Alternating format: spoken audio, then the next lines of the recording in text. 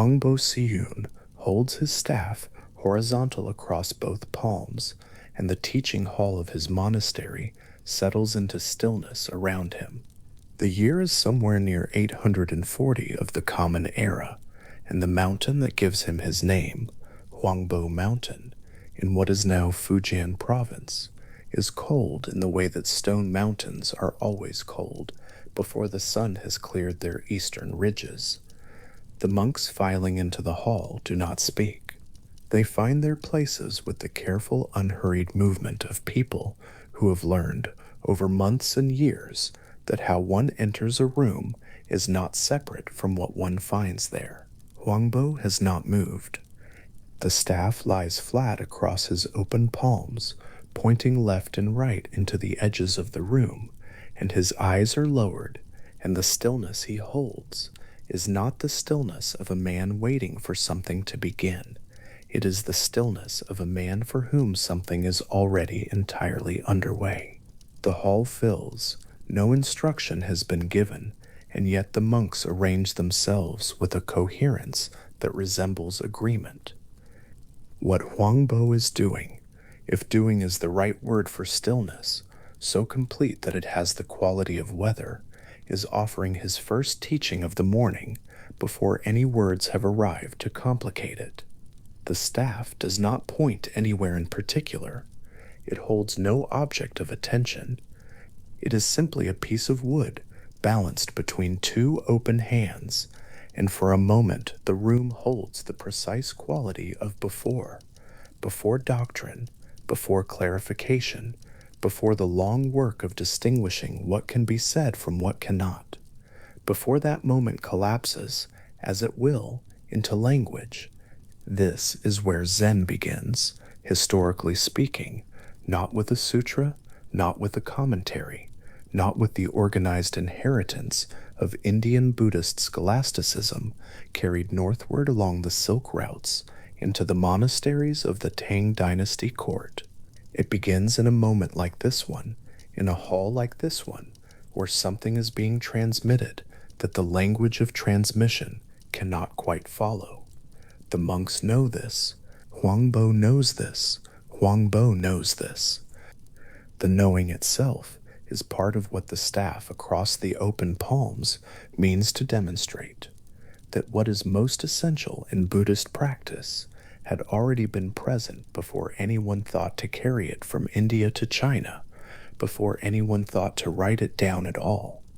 The word that the tradition would eventually settle on for these exchanges, for the formal pedagogical encounters between master and student that were already beginning in Huangbo's century to accumulate the weight of institutional authority, was asterisk gong, an asterisk. In its original use, the word belonged not to monasteries, but to courts of law. Asterisk, gong gung. An asterisk was a public judicial precedent, a case decided and recorded, and thereafter binding on future courts, encountering similar circumstances. When the Chan masters of the Tang dynasty chose this word to describe the peculiar kind of recorded exchange between teacher and student that would later be collected into the great koan anthologies, they were doing something deliberate and careful. They were borrowing the authority of the law. This borrowing deserves some attention because it changes what a koan is. A legal precedent is not a suggestion. It is not an invitation to form an opinion. It has the force of a ruling in the spiritual court of the tradition, and whoever stands before it must respond to it as a ruling, not argue about it, not interpret it into comfort, not file it away as an interesting historical record. The cases preserved in the asterisk Blue Cliff record, asterisk and the asterisk Gateless Gate, asterisk carry this weight. They are not stories about enlightened teachers. They are binding precedents. The practitioner who encounters them is not a reader. The practitioner is a defendant. What the Tang Dynasty masters were resisting in making this choice was the drift of Buddhist practice in their era toward what might be called, without disparagement, the scholastic mode. Chinese Buddhism in the centuries before the Chan movement had achieved extraordinary feats of textual scholarship. Sutras had been translated, compared, reconciled. Philosophical schools had organized the infinite variety of the Buddha's reported teachings into elaborate hierarchical systems. Each sutra assigned its proper rank, each doctrine traced through its variations across the canon. This was serious and impressive intellectual work. It produced some of the most sophisticated religious philosophy the world has known, and Huang Bo, among others, was convinced it was not enough. What Huang Bo preserved in the record that bears his name, the asterisk Huang Bo, Wanling Record asterisk, compiled by his student Pi Shu, is an insistence that runs through every page of the text like the water table runs beneath a field, that Buddha mind is self-evident, undivided, and already fully present in the one who is looking for it. The problem is not insufficient knowledge. The problem is the search itself, which already implies that what is being sought is somewhere other than where the seeker is standing.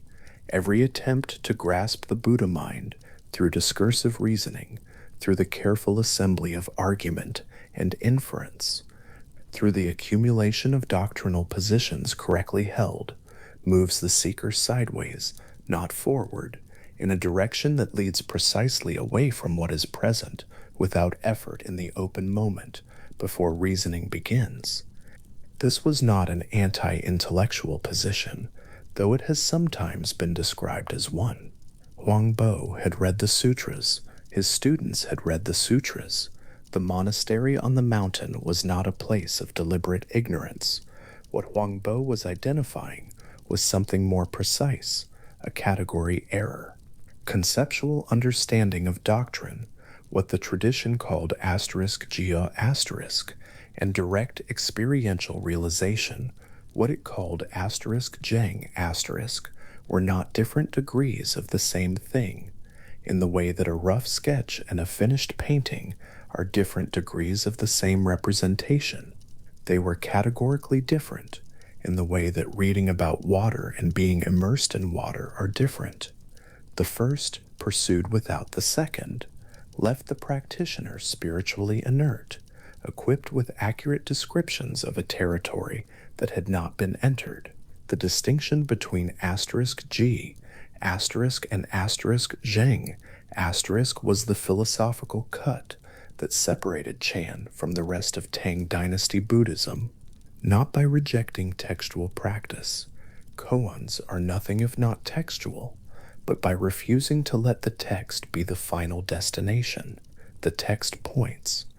What it points at cannot, by definition, be reached by following the pointer farther. At some point, the pointer must be set down, and what it has been indicating must be met directly.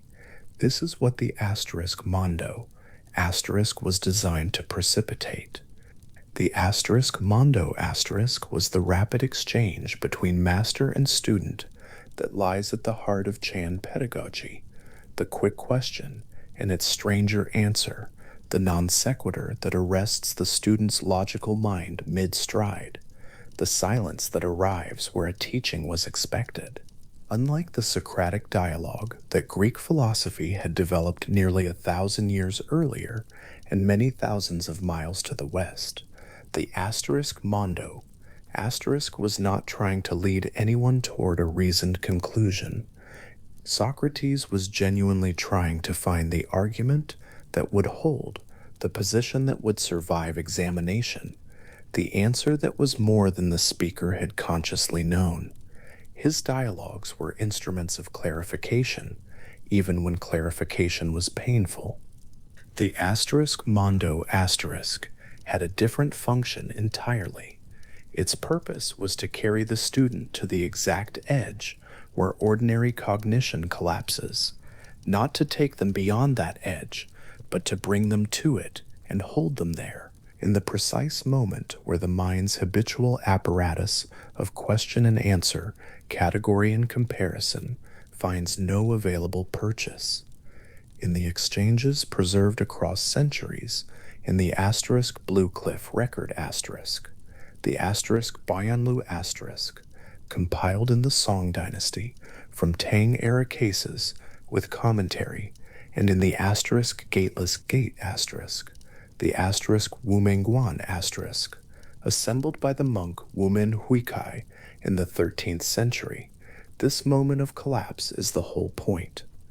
The teacher is not being cryptic for ornamental reasons. The answer that doesn't fit, the non-answer, the staff lifted without striking, these are precisely calibrated instruments for producing in the student's mind a very specific kind of impasse. An impasse, it should be said, that is not the same thing as confusion. Confusion is a state in which the mind doesn't know which of its available strategies to apply. What the asterisk Mondo asterisk was designed to produce was a state in which no available strategy applies, in which the mind, having tried everything it knows how to try, arrives at the end of its own inventory and stands there, empty-handed and still. Something non-conceptual might then emerge in that emptiness. The tradition is careful not to promise this, and careful not to describe it in advance. The asterisk Mondo asterisk can create the condition. What arises in the condition is not within the teacher's jurisdiction. None of this was formless. The koan tradition was not mysticism in the pejorative sense of the word, a cloud of feeling that resists all structure. Even in the Tang dynasty, the exchanges between masters and their most capable students were being preserved, compared, and discussed.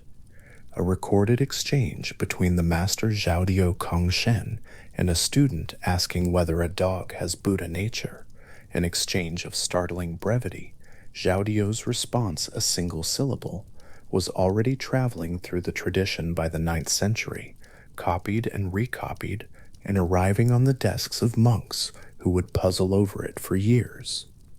These were not simply moments of inspiration. They were cases in the judicial sense, precedents to be encountered with the full weight of the tradition's expectation. Two monks sit in a Song Dynasty courtyard, and the afternoon light moves across the stone in the slow way that light moves across old stone. One of them is holding a newly copied page of the asterisk Gateless, Gate asterisk, pointing at a single exchange, 48 words in its earliest versions, between Zhao Zhou and a student who had come asking about the Buddha nature of dogs. The other monk is listening, and after the first monk finishes reading, neither of them speaks for a moment. What they are considering is not the content of the exchange. Exactly, they have both read it many times. What they are considering is the fact that this exchange, 48 words, a single brief moment in a 9th century monastery, has been carried intact across 3 centuries, copied with the same care devoted to sutras, far longer and more evidently important. It has arrived in their courtyard in the 13th century, not as a historical curiosity, but as a living instruction. Something in it has not become less alive with the passage of time. If anything, it has become more so in the way that certain questions become more alive the longer they remain unanswered.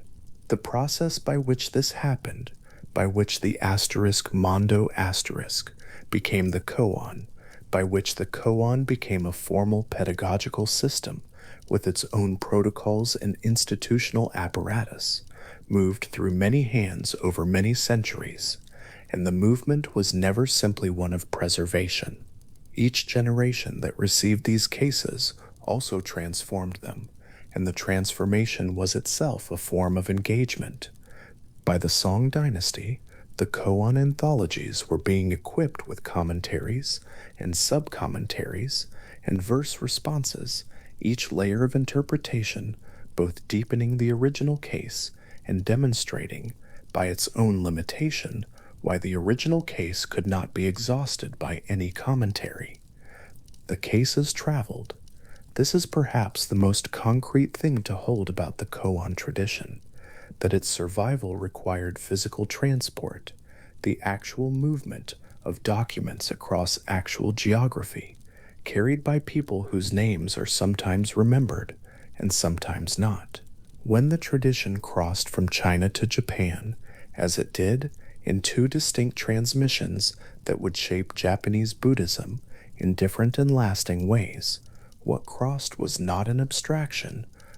It was a set of physical objects, manuscripts, lineage documents, the precise protocols of the Sanzen room where master and student meet privately for the koan encounter, the ranked sequences of cases that a student would spend years, sometimes decades, moving through. Eisai was the monk who carried one form of this transmission. Born in Japan in 1141, he had traveled to China twice in search of the living practice, and what he brought back on his second return in 1191, after years of study in Chinese Chan monasteries, was the Rinzai line of transmission with its systematic ranked koan sequences, its formal Sanzen protocol, its emphasis on the koan encounter as a discrete pedagogical event requiring master oversight. The koan was not to be worked alone. It was to be worked in relation, returned to the teacher again and again with each response examined, each false answer revealed by the teacher's response to it, the student driven deeper into the question by the teacher's refusal to accept easy answers and the teacher's capacity to see, in the student's manner of presenting a response, whether something genuine has occurred. Eisai at sea, in the crossing between the Chinese coast and the Japanese islands, might have sat on the deck and watched the water. The wind that comes off the open ocean in that passage is not gentle. What he carried in his luggage, or in whatever a 12th century monk carried manuscripts, was the bones of a tradition, the ranked sequences, the Sanzen room protocol, the transmission lineage that connected him through a documented chain of teachers, back through the Song dynasty masters to the Tang dynasty founders of the Chan school. These were not simply philosophical ideas, they had institutional weight. They implied an entire social architecture, the relationship between master and student, the role of the monastery, the organization of practice around formal and graded encounters with questions that had no comfortable answers. The other great transmission was different in character and philosophically distinct in ways that would matter enormously to the tradition that received it. Dogen Zenji had also traveled to China between 1223 and 1227 and had returned to Japan carrying something that looked, on the outside, like the same transmission. He had received Dharma transmission from the Keodong Soto Master Tiantong Rujing. He was part of the same river, but what Dogen carried back, and what he spent the rest of his life, 30-some years of extraordinary sustained writing, attempting to articulate, was a relationship to the koan that differed in a philosophically interesting way from the Rinzai approach Eisai had established. For Rinzai practice, the koan was a problem to be resolved, not through intellectual cleverness, but through the exhaustion of intellectual cleverness so that something genuine and non-conceptual might break through. The koan encounter in the Sanzen room was oriented toward a discrete event, the moment when the practitioner's response satisfied the master, demonstrating that the case had been genuinely penetrated rather than merely analyzed. This moment, called asterisk kensho asterisk in Japanese, meaning seeing one's own nature, was the functional goal of koan work, and the ranked koan sequences were structured to produce it, deepen it, and confirm it across progressively more difficult cases. Dogen's approach resisted this framing, and the resistance was precise. In his asterisk Shobogunzo asterisk, a vast, strange, philosophically demanding collection of essays written in Japanese, rather than the classical Chinese that formal Buddhist scholarship demanded, Dogen treated the old Chan exchanges not as problems awaiting breakthrough, but as Dharma expressions to be inhabited in writing. To study a koan, in Dogen's understanding, was not to solve it, but to live inside it, to write one's way into the philosophical universe it opened, to let its implications unfold in language, even while acknowledging that language cannot contain what the exchange was, in its original moment, transmitting. The difference is subtle, but it is real. Rinzai and Soto agree that the old cases carry something irreducible, something that cannot be reached by scholarship alone. They disagree, productively, without rancor in the best of their exchanges, about what engagement with that irreducible thing looks like. Is it an event that happens, or is it a quality of attention that is cultivated over time, present in the sincere moment of zazen, present in the sincere moment of reading, without requiring a discrete breakthrough to validate it? Both traditions are Japanese. Both trace their roots to Chinese Tang and Song Dynasty masters. Both revere the asterisk gateless gate, asterisk and the asterisk Blue Cliff record asterisk, and both have carried, through their divergence, something that neither would have preserved alone, the full philosophical range of a question that resists reduction to any single answer about what spiritual practice is and how it works. Dogen setting down his brush midway through a sentence is not a famous image. It is an imagined one, reconstructed from the quality of the writing itself, from the way the asterisk shobogenzo asterisk sometimes arrives at a point where the argument pauses, where the prose becomes unexpectedly still, where it seems less like a man pursuing a thought than like a thought pursuing a man who has stopped running. There is a moment in the shobogenzo's treatment of the old koan cases where the commentary stops being commentary and becomes something else, where the case being examined has stopped being a historical record and started being a question addressed directly to the one reading it. Not to the reader in general, to this reader now, with this brush in this hand, that moment of recognition, when a question stops being about something and starts being for someone, is not something Dogen could have manufactured by intention. It emerges from the depth of engagement he brought to the cases, an engagement that was simultaneously scholarly and existential, in which the distinction between studying a tradition and being called to account by it had quietly dissolved. This is what the great koan anthologies have done across the centuries for everyone who has encountered them with genuine attention. Not everyone will have a brush in hand. The crossing from China to Japan did not require everyone to be Dogen, but the cases themselves carry a quality that requires something from whoever encounters them, not cleverness, not prior knowledge of Buddhist philosophy, but a willingness to let the question be a real question, addressed to a real person in a real moment, rather than an interesting historical artifact to be appreciated and set aside.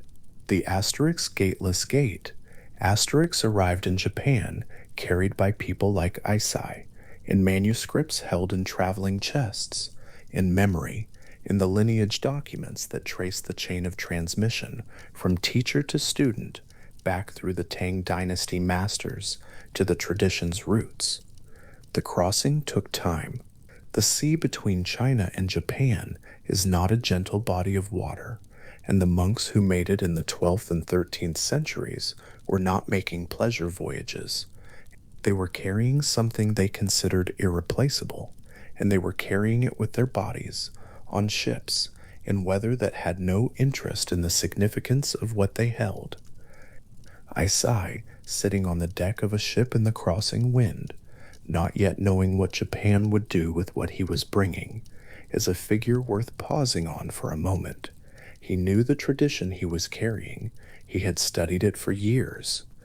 But traditions do not remain what they were when they arrive in new ground.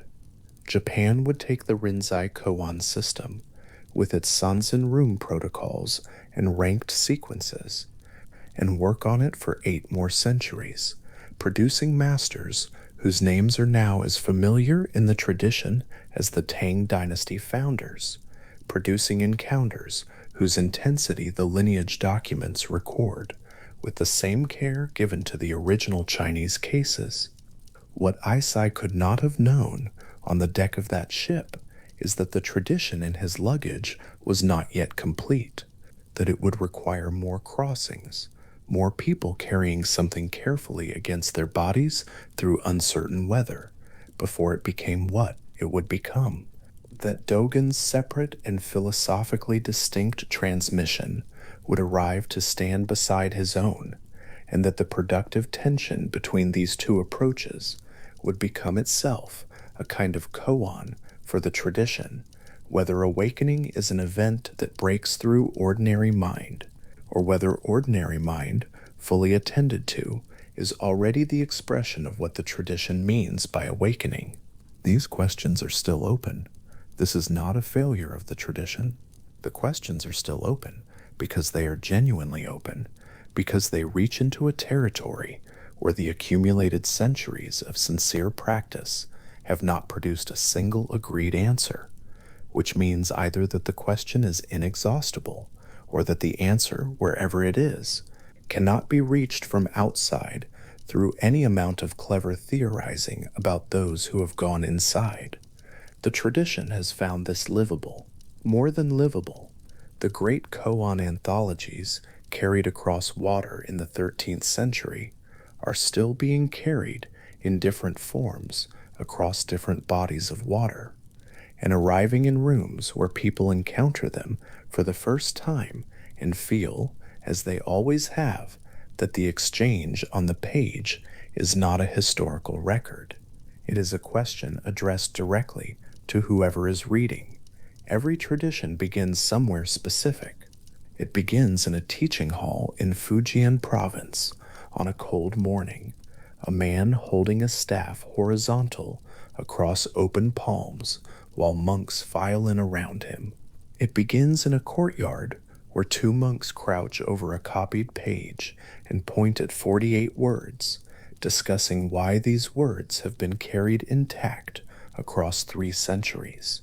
It begins in the mind of a monk, setting down a brush mid-sentence, stilled by a question that was a historical document until the moment it became something else. And then it crosses water, packed into whatever can be carried, held against the body of someone who considers it worth protecting, moved across the sea in weather that does not care about what it is. The asterisk gateless, gate asterisk in Isai's luggage is not a metaphor for anything. It is a physical object carried by a physical man across a real sea toward a country that did not yet know what to do with what was coming. Every tradition at some point is this: a person in a crossing wind, holding carefully against the body something that was given to them, which they are now, without any certainty about the reception ahead, bringing somewhere new, the staff across the open palms, the 48 words pointing at what cannot be said, the brush set down in the middle of a sentence, and the sea, which is neither the country left behind nor the country approaching, but the space between them, the long passage in which what is being carried is most fully itself, untransformed yet, still entirely what it was when it was given, before the new ground has had any chance to change it. Hakuin Ekiko was in his mid-80s when he lifted one hand into the air before a group of students at Shoinji Temple and held it there. The palm was open, facing them. He did not speak. He simply held the hand aloft with the patience of someone who has no particular interest in what happens next. And the students sat looking at it, one open hand suspended in the temple air, offering nothing that could be taken. He held it long enough that the students began to feel something shift in themselves, not understanding, not the arrival of an answer, something closer to the sensation of reaching for a door frame in the dark and finding only air where the frame should be. The hand stayed up. The silence stayed with it, and whatever each student had expected the gesture to produce, the gesture declined to produce it. This is where the koan begins, not in a text, not in a doctrine, but in the specific experience of a mind that has gone looking for something to hold and returned with nothing, and then returned again because the question has not released its grip. Hakuan had been thinking about how to give students a way into koan practice that would grip them immediately and completely. The older koan, the one attributed to the master Zhao Zhou, used a single syllable, asterisk mu, asterisk, the Japanese reading of a Chinese character meaning not, or nothing, or no. A monk had asked Wao Zhou whether a dog has Buddha nature. Wao Zhou said, asterisk, mu asterisk. And generations of students had carried that syllable, that single not quite word, through years of practice, trying to inhabit it from the inside, trying to discover what it was pointing at, that lay beneath any possible yes or no. The syllable had proven inexhaustible. Monasteries had been built around it. Its depth had not been sounded. But Hakuin had noticed something about the students of his era, the ordinary practitioners who came to him not as dedicated monastics, but as householders, merchants, farmers, people whose lives were not given entirely to the zendo. He noticed that asterisk mu, asterisk required a certain preparedness to receive, that the student needed to have already developed some intimacy with the silence in which a single syllable could expand to fill everything. And many of his students had not yet developed that. They needed something more immediate, something that would arrive in the body before the mind could organize a defense. So he formulated the question differently. He asked his students, what is the sound of one hand? The words are plain. A child could read them, and the mind, on first hearing, does something very predictable. It reaches for an answer. It begins generating candidates. The sound of one hand, perhaps a rush of air when the hand moves quickly, perhaps the subtle sound of blood moving through the palm, perhaps the silence itself is the answer, the absence of the sound that two hands would make, and the student who names silence has found it. The mind does this work quickly and without embarrassment, because the mind has always been rewarded for generating answers, and it sees no reason why this question should be different from any other. Hakuin knew exactly what the mind would do. He had watched it do this hundreds of times. He had, many years before, watched himself do it. A practitioner in a dim zendo reaches for the cleverest answer first, because the cleverest answer feels nearest to genuine insight. The sound of the wind, perhaps, the vibration of the stillness that lives between one moment and the next, the warmth the hand gives off, which is a kind of presence without contact. Each answer arrives with a little brightness of apparent correctness, and each is carried to the teacher, and each is returned to the student with the quiet indication that this is not it. The answer dissolves back into the question. The question is cleaner than before. The hand is still raised. The student reaches for another answer. This answer also dissolves. The question again is cleaner, and gradually across days, across weeks, in some cases across months, the reaching itself begins to be understood as the problem, not the solution. This was what Hakuin had designed, not a riddle with an answer concealed inside it, the way a puzzle box conceals a key. The one-hand koan was not a problem to be solved, but a mechanism for exhausting the part of the mind that believes problems can always be solved by sufficient cleverness. He was, with very great care and philosophical precision, using the student's own intelligence against its habitual motion. At his writing desk in Shoinji Temple, Composing the instruction for the one-hand koan, Hakuin paused at the word asterisk sound. Asterisk. He was aware, in that pause, that the word itself was part of the architecture he was constructing. Whoever read the instruction would immediately begin hearing things in the mind's interior, imagining the movement of air, the particular quality of silence, the sound a palm makes when it crosses in front of the face. This was exactly right. Let the student hear things. Let the student pursue sounds. Sounds are among the most ephemeral of phenomena. They arise and dissolve without residue. They cannot be held or stored or revisited in exactly the form they had.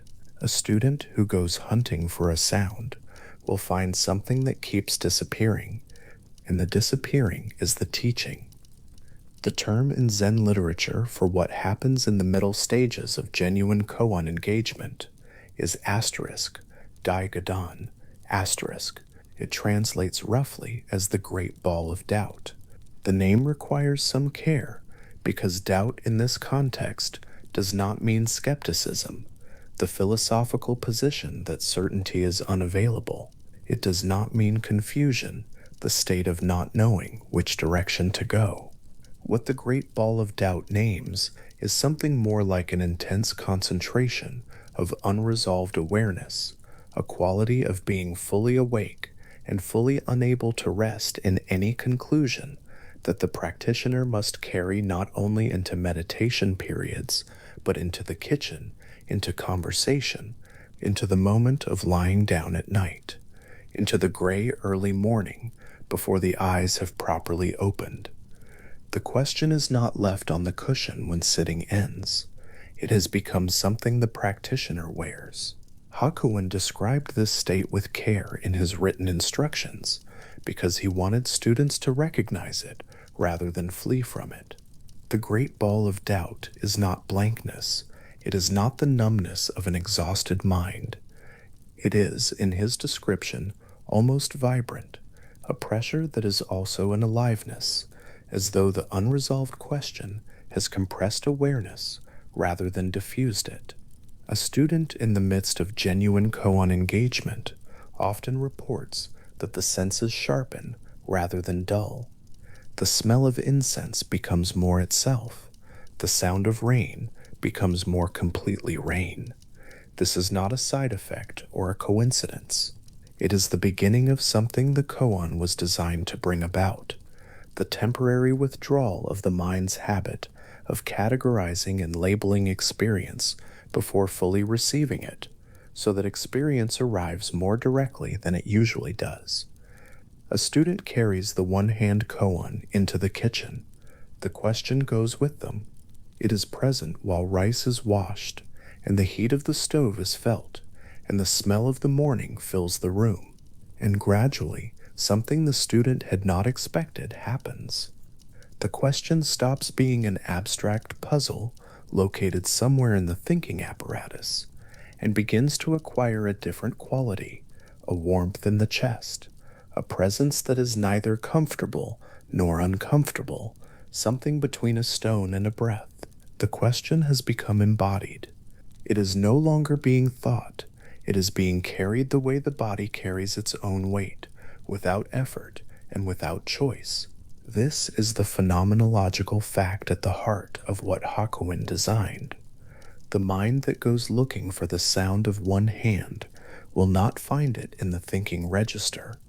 The thinker who generates answers will not exhaust the question, but the practitioner who carries the question long enough and honestly enough will discover that something has shifted in the relationship between the mind that asks and the experience being asked about.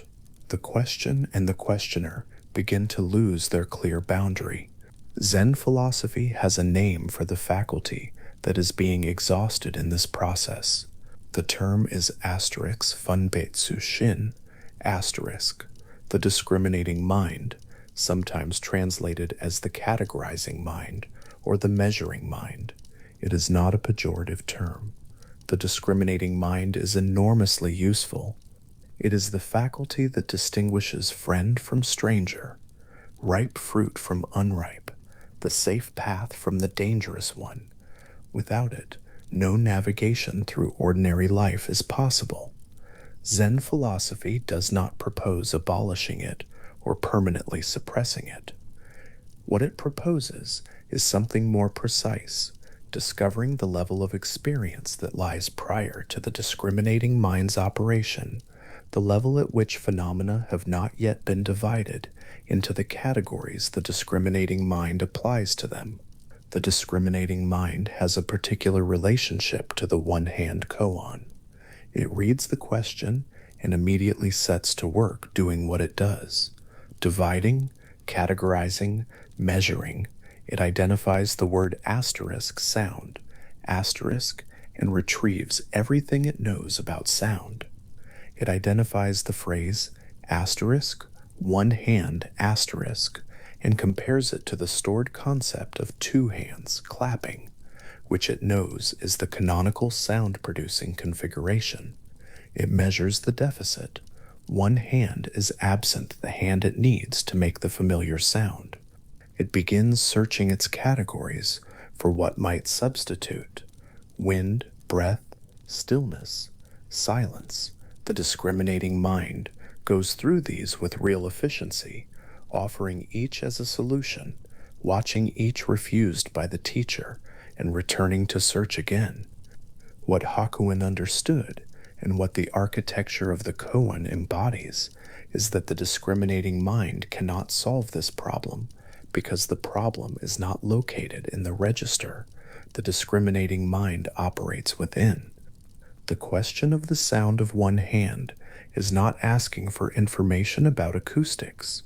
It is asking the discriminating mind to turn and look at itself, to notice the movement of categorization before it happens, the moment when sound and silence have not yet been separated into two distinct categories, but remain what they always fundamentally are, aspects of a single undivided process. Sound arises from silence and returns to it. This is not metaphor. It is the simple description of what a sound is, a disturbance that arises within and is received and dissolved by, a medium that was quiet before and quiet after.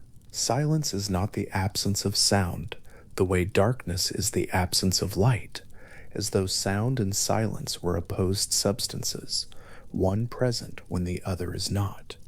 Silence is the condition within which sound is possible, the ground from which it emerges and to which it returns.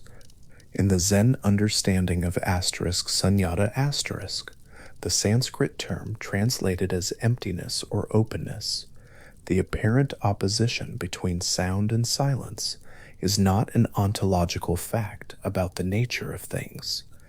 It is a conceptual projection, a habit of division that the mind applies to an experience that was always undivided. This is the philosophical claim that the one-hand koan is carrying. The question is not asking for an impossible answer.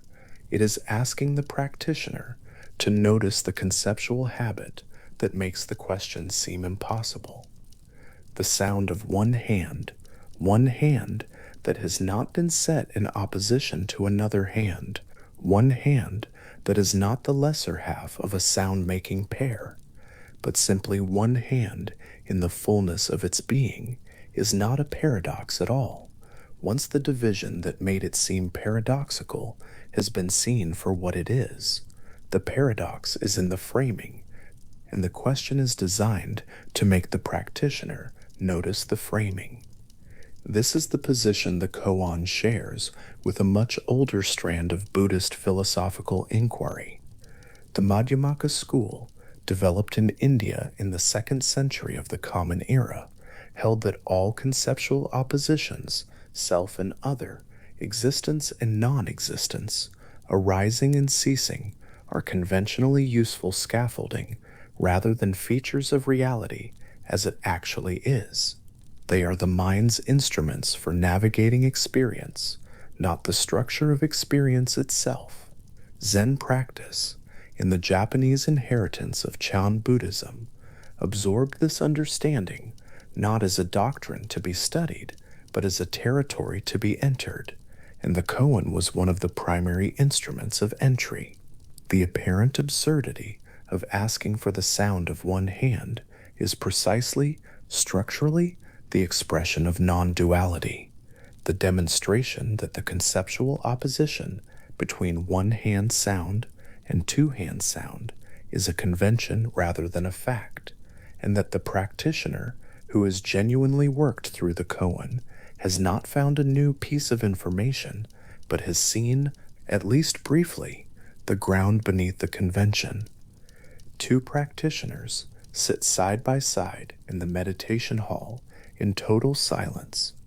Each is carrying the same question, the one-hand question, the question that has no ceiling and no walls, and each encounter with it is entirely private, sealed inside a distinct body and a distinct history of thought.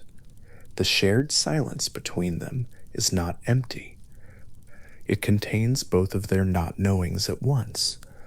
The practitioner on the left is somewhere in the middle stages, the great ball of doubt having solidified, the reaching for answers having grown quieter, the question having become a kind of companionable pressure rather than a problem awaiting solution. The practitioner on the right has been sitting for fewer weeks, and the answers are still arriving brightly and being set aside with some frustration, because the mind has not yet fully accepted that the situation is different from other situations it has encountered.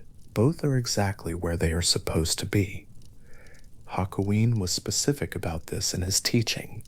The stages of koan engagement are not stages in a sequence of earned promotions, each better than the last. They are stages of a single process, and the early stage, the stage of energetic, frustrated reaching, is not inferior to the later stage of settled not knowing. The reaching is necessary, the frustration is necessary. Without the mind's thorough and genuine effort to generate answers by its usual methods, the exhaustion of those methods cannot be genuine, and whatever arrives beyond the exhaustion will be borrowed rather than discovered. This is one of the places where the philosophy of Zen makes a claim that sits uneasily alongside most Western educational intuition, which tends to believe that time spent not finding an answer is time wasted, and that insight is the moment when the working mind achieves something. In the Zen account, the working mind is indeed achieving something in its long period of fruitless effort. It is achieving its own exhaustion, and this is not a failure. It is the preparation. Jiaozhou's single-syllable asterisk, mu asterisk, written on a slip of paper perhaps, and placed above a student's sleeping mat, is read in the gray pre-dawn light of a cold morning. The student has been with the syllable for months. It is very familiar now. It has lost whatever strangeness it had when it first arrived. And lying still in that gray light, reading it again before rising, the student notices something that has been building quietly for weeks without announcement. The syllable and the silence around it, and the gray light coming through the window, are not three different things being held in the mind simultaneously. They are present together in a way that the word asterisk, together asterisk, barely begins to describe. The syllable is silent. The silence holds the syllable. The light falls through silence onto a page where a syllable sits inside its surrounding silence. Something about the boundaries between these three facts has grown softer, less insistent, less demanding of precision. The student does not make a claim about this. The student rises and goes to morning practice, but the softening is noted, and it continues. This is what Hakuin was pointing at when he composed the one-hand koan with such care. He was not constructing an obstacle. He was constructing a corridor, a long, sometimes frustrating, always honest corridor that led toward the direct perception of something that had been present all along, but had been consistently overlooked because the discriminating mind was working too efficiently, labeling and filing each experience before it could be fully received. The specific experience of carrying a koan into the hour before sleep is worth attending to. The question has been present all day. It has been present through work and conversation and the mundane sequence of meals and movement that fills a day. By evening, it has taken on a different quality than it had at morning. In the morning, it can feel effortful, like something the mind must reach back for, each time attention wanders from it.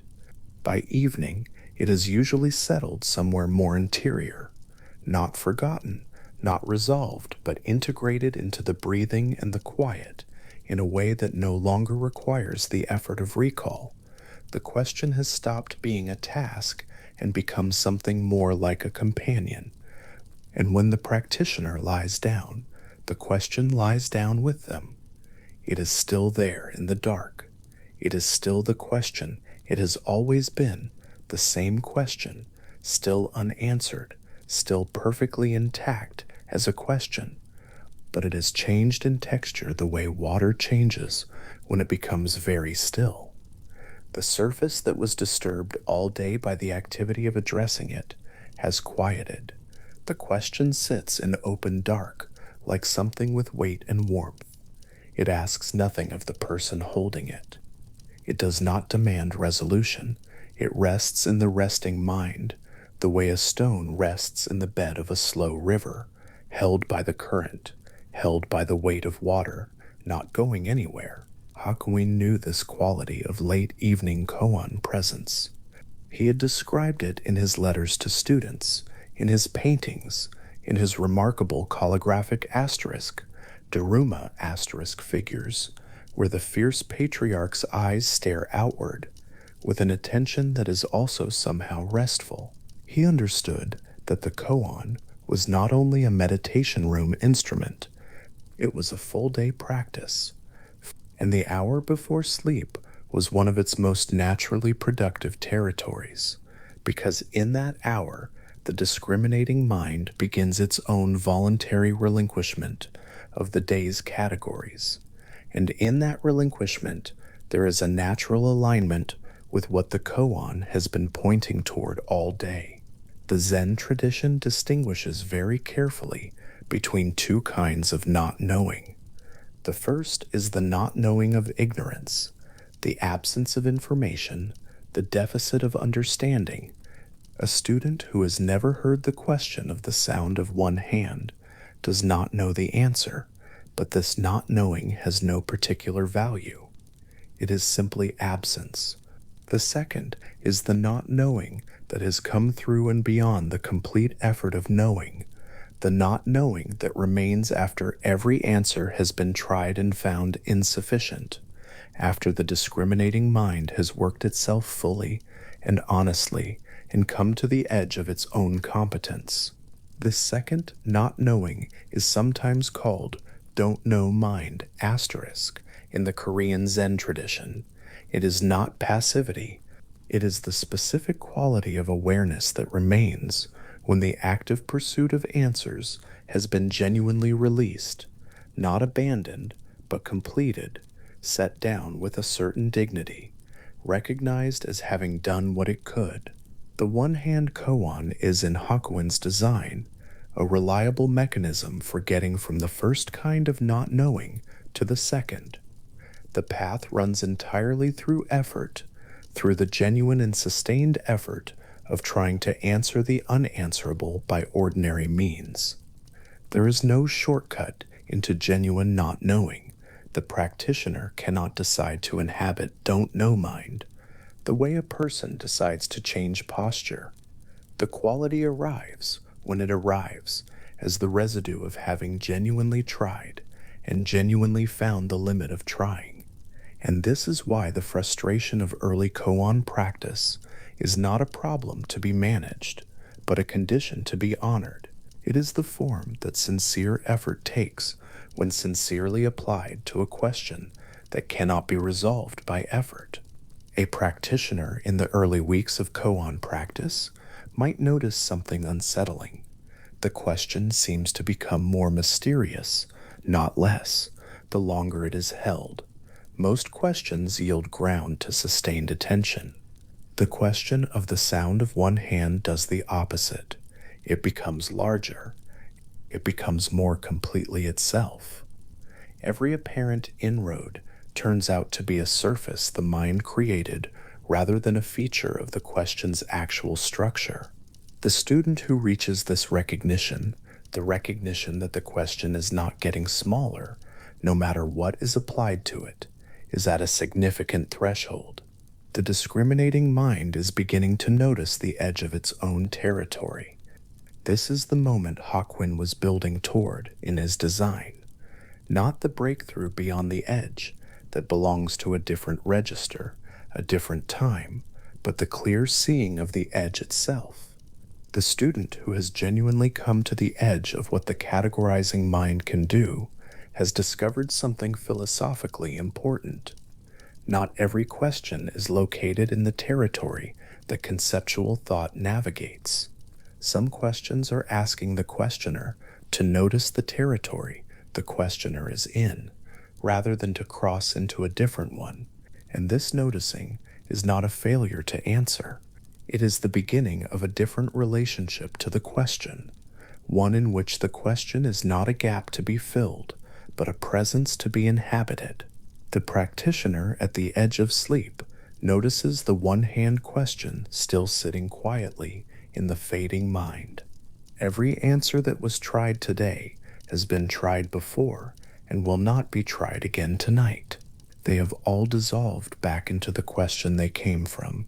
The question itself remains, clean and undisturbed, no smaller and no larger than it was this morning. Somewhere in the process of the day, the relationship to it has changed. It is no longer producing the tightening that comes from a problem refusing solution. It is producing something quieter, a kind of settled company. What Hakuin designed, and what every student who has sat with this question long enough begins to discover, is that the koan is not withholding its answer. The koan is the answer. The question and its failure to resolve, the reaching and the releasing, the quiet presence of a mind that has stopped fighting its own limits. These are not the failed approach to something else. They are the thing itself. The sound of one hand is the sound of a mind that has stopped adding commentary to what it encounters. It is the sound of awareness before the discriminating mind arrives to sort and label and file. It is, in a precise philosophical sense, the sound of the ground before the figure has been separated from it. Not that any of this can be said directly and received as useful. Hakuin understood this too, which is why he did not simply tell his students what the answer was. Telling is not transmission in the Zen sense. What the tradition calls transmission is the student's own direct discovery of the ground, catalyzed by the question, but not contained in any answer to it. The teacher raises one hand, the student looks at the hand, the question sits between them, getting cleaner. A practitioner who has set down every attempted answer, who has genuinely tried and genuinely released, and who is now simply sitting with open palms and an open question, occupies a very particular kind of space. It is not the space of ignorance. It is not the space of understanding. It is the space that opens when the effort to get from one to the other has been genuinely rested. And this space, though it carries none of the satisfaction of a question answered, has its own unmistakable quality, a steadiness without an object, a presence that does not require anything to confirm it. Hakuin raised his hand in the teaching hall and held it there. He let the silence that surrounded the gesture be the first instruction, not a silence that demanded the students fill it, a silence that demonstrated, in its own patient continuing, the quality the koan was designed to cultivate. One hand in the air, no two hands clapping, no familiar sound arriving to confirm that things are proceeding normally. and in the space that the raised hand opened, in the specific quality of not knowing that came before any student had said a word, something was already present that no answer could improve. The koan silence, the place where every answer has been returned. Not an emptiness that lacks something, but an openness that holds everything. The way the silence before a sound holds the sound the whole time it is sounding. The practitioner sets down the last attempted answer, the hands open in the lap, palms upward in the dark.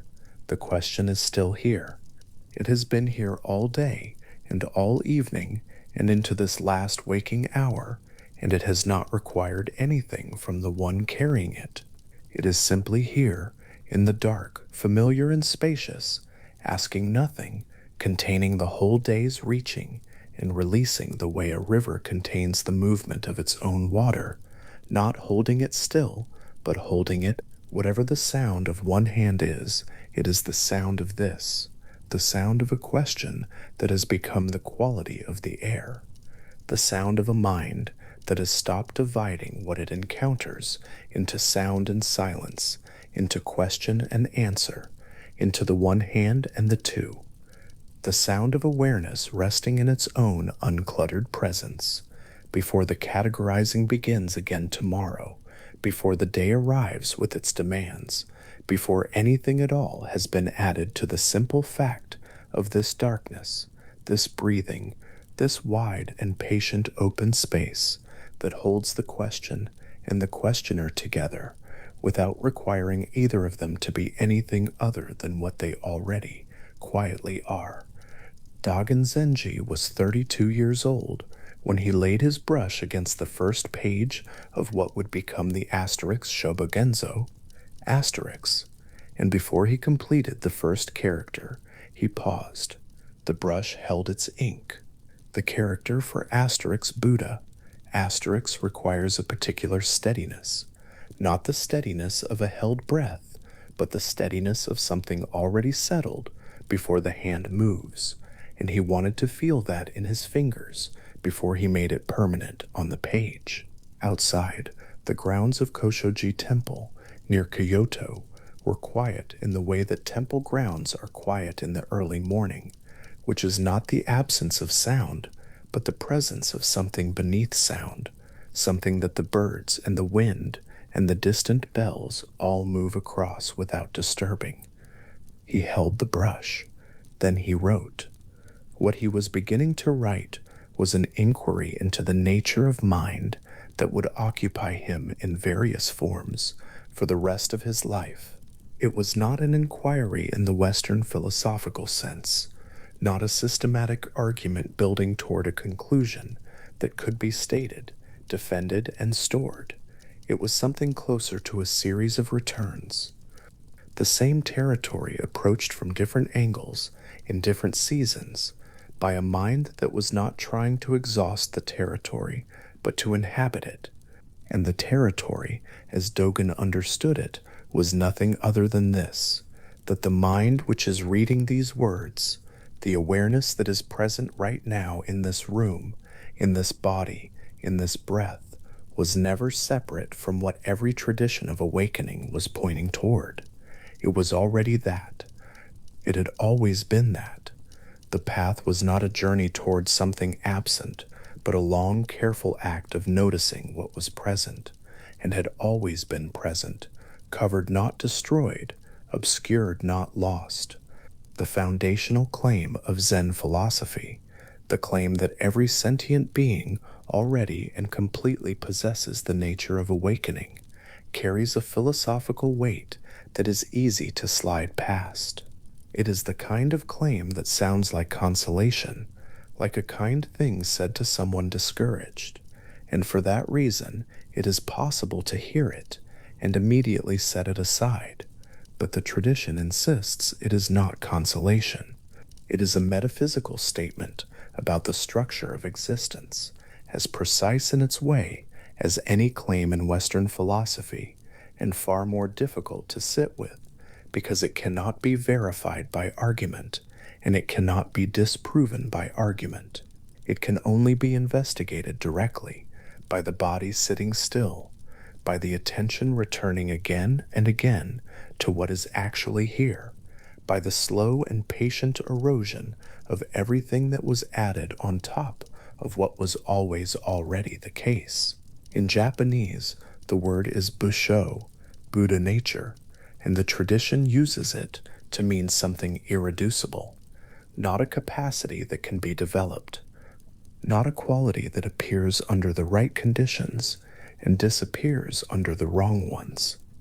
The ground itself, the field in which all experience arises and into which all experience returns, without that field ever being diminished or altered by what it contains.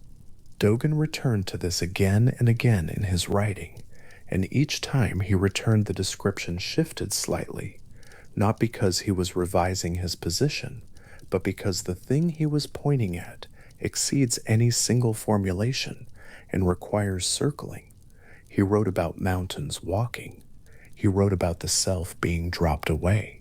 He wrote about Buddha nature as something that all beings are, rather than something all beings have, a distinction that sounds grammatical and is in fact one of the most philosophically consequential distinctions the tradition has produced, because having implies a possessor separate from the possession, and being collapses that gap entirely. If every sentient being has Buddha nature, then there is a sentient being on one side and Buddha nature on the other, and the question of how they relate remains open. If every sentient being is Buddha nature, then the question of relation disappears, and what remains is only the question of why this was not obvious from the beginning, which is the question Dzogchen was always really asking. The question of why it was not obvious leads directly to the teaching on no self, which is the heart of Buddhist psychology and one of the most carefully examined claims in the entire tradition. The Sanskrit word is asterisk anatta, asterisk, sometimes translated as no self, sometimes as non-self, and the translation difficulty is itself philosophically instructive, because what the teaching points at is not the claim that there is no experience of selfhood.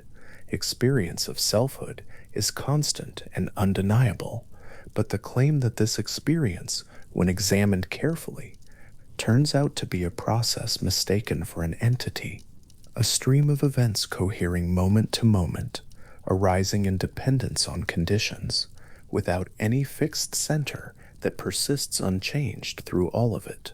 The teaching is not nihilistic. It does not say that nothing exists, or that no one is here. It says that the way things exist is more fluid and more mutually dependent than the ordinary assumption of a separate stable self would allow. In Zen practice, this is not approached as a philosophical position to be held intellectually. A student of Zen does not read about asterisk, anatta asterisk, and add it to a list of positions taken alongside empiricism and compatibilism and whatever else the reading has accumulated. The teaching is approached as a living reality to be discovered directly in the body, sitting still, and the discovery, when it comes, does not arrive as a loss. This is one of the places where the tradition is almost universally consistent in its reports. The moment when the assumed center of experience is recognized as a process rather than an entity is not experienced as diminishment. It is experienced as relief, something that had been held tightly, something that required constant maintenance, constant vigilance, constant protecting and projecting is simply not there, and the absence of it is spacious rather than empty, light rather than hollow. The image the tradition reaches for most naturally is not the image of something taken away, but the image of a burden set down, the setting down that was never impossible, the burden that was never required. A practitioner sits in zazen, somewhere in this long tradition, on an unremarkable morning, in an unremarkable season, and watches a thought arise. The thought is fully formed. It is convincing. It arrives with the quality of belonging to someone, with the implicit claim that it is this person's thought about this person's situation arising in this person's mind. The practitioner watches it. The thought moves through awareness the way a weather system moves through an open sky, with its own shape and momentum and internal coherence, and then it dissolves. What it dissolves into has not changed. The awareness in which it arose and in which it dissolved has not moved. It has the quality of water that has received a stone and released it, the surface returning to itself without effort, without needing to perform the returning. The stone was real. The ripples were real. The returning was also real, and through all of it, the water remained the water. This image of awareness as an undisturbed ground, something in which all experience arises and passes without itself being altered, is not unique to Zen. The tradition borrows it from earlier Buddhist philosophy and gives it a particular inflection. What makes the Zen inflection distinctive is the insistence that this undisturbed ground is not hidden, is not distant, is not found by going somewhere the practitioner is not already. It is immediately and always available, not as a special state to be cultivated, but as the simple fact of awareness itself, prior to all the content that awareness contains. The Zen literature calls it original mind, or Buddha mind, or sometimes empty luminosity, and each name is inadequate, as every name for this must be, because naming it already introduces a slight distance between the name giver and the named, and the original mind admits no such distance.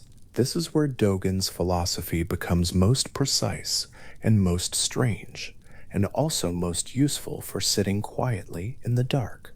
In the Uji chapter of the Shobogenzo the title is sometimes translated as being time. He makes a claim that does not resolve easily into any Western philosophical category and is not meant to.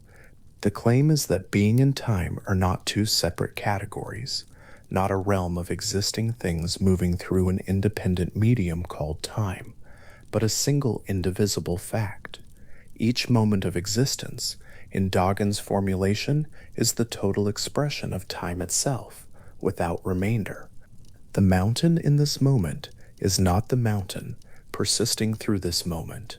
The mountain is being this moment, completely, with nothing left over, nothing held in reserve, nothing waiting in the past or reaching toward the future. And the practitioner sitting in Zazen is not a self moving through time. The practitioner is this moment, entirely, which is why genuine Zazen cannot be described as preparation for something else. It is the thing itself, complete as it is. Dogen was writing this by lamplight, at a desk in a temple he had built on a piece of land that did not seem promising to anyone who had looked at it. He paused at the word mountain, not because the argument had stalled, but because the word was suddenly insufficient in a particular way, the kind of insufficiency that comes from pointing at something with a finger and noticing that the pointing and the thing are further apart than they seemed. He turned toward a darkened window. Beyond the glass, the mountain that defined the horizon of this particular monastery held its silhouette against a sky that was barely lighter than the mountain itself. He did not look at it the way a philosopher looks at evidence. He looked at it the way a person looks at something that is doing exactly what it is doing, entirely, without waiting for him to look. The mountain was not there for him. It was not there despite him. It was simply there, in the sense that Dogen was slowly learning to use the word simply meaning without addition, without commentary, without the overlay of a self that requires things to mean something it already decided. The distinction between these two understandings of mind, Dogen's and the Western philosophical mainstream, becomes useful when placed beside each other, not to declare one correct, but to feel where they diverge and what that divergence reveals.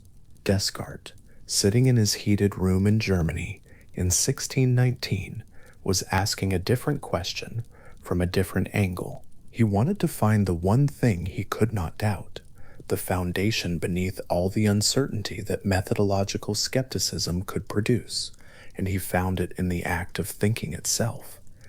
The fact of thinking, the undeniable presence of a thinking process, seemed to him to guarantee the existence of a thinking substance, a self, a mind that was definitively there and definitively separate from the uncertain external world it perceived. The Kashido was an act of philosophical anchoring. The thinking self became the bedrock. Zen does not argue with this exactly. It does not say the thinking is not present. It says that the thinking is a secondary phenomenon, that it arises within a field of awareness that is prior to it and independent of it, and that identifying the field with the thinking that arises in it is like identifying an ocean with one of its waves. The wave is real. It has its own shape and trajectory, but the ocean was there before the wave, will be there after, and is not in any meaningful sense created or endangered by the waves rising and falling. What Descartes found when he looked for the most certain thing was not the ground of mind, but one of its most persistent and most convincing contents, the thought that thinks, taking itself for the thinker. In the Zen understanding, the thinker, the actual ground of awareness, is what was doing the looking all along, before Descartes arrived at his conclusion, and it is what remains after the conclusion has been reached and set aside. Two philosophers, somewhere in the history of this long conversation, sit across a table from each other. One has read Descartes, one has read Dogen. Between them, a candle burns. Both of them point at the flame. One says, "I perceive this." One says, "This is perceiving." For a moment that is longer than it sounds, that extends forward and backward into everything both of them have understood about the nature of mind. It is not entirely clear whether they are describing different things or the same thing from angles that have no common meeting point. The candle burns. The flame does not wait for their argument to settle before it continues burning. And this uncertainty, the genuine philosophical uncertainty about whether the subject of experience is in the experience or behind it or is identical with it, is itself the most interesting thing in the room, not because it is unresolved, but because the fact of its irresolution tells something true about the nature of the question. Some questions are not easier than they look. They are exactly as difficult as they look, which is to say, they are very difficult, which is to say, they are worth sitting with in the dark. The difference between Rinzai and Soto Zen on this question is not a disagreement about what awakening is, but a philosophically productive difference about how it arrives, and whether that distinction matters. Rinzai practice tends to understand awakening as a discrete event, kensho, the seeing of one's original nature, an event that breaks through the ordinary habitual texture of experience with the quality of something irreversible, something that could not be undone even if the practitioner tried. The emphasis is on breakthrough, on the moment when the accumulated pressure of practice produces something that cannot be manufactured or predicted. Soto practice, shaped by Dogen's formulation, tends to resist this framing with a philosophical seriousness that is not merely contrarian. Dogen's position, held carefully, is that sincere zazen, body upright, hands in the cosmic mudra, attention open and gathered simultaneously, is already the expression of Buddha mind, already the enactment of what it is pointing toward. There is no separate awakened state waiting on the other side of ordinary practice. The practice is the state.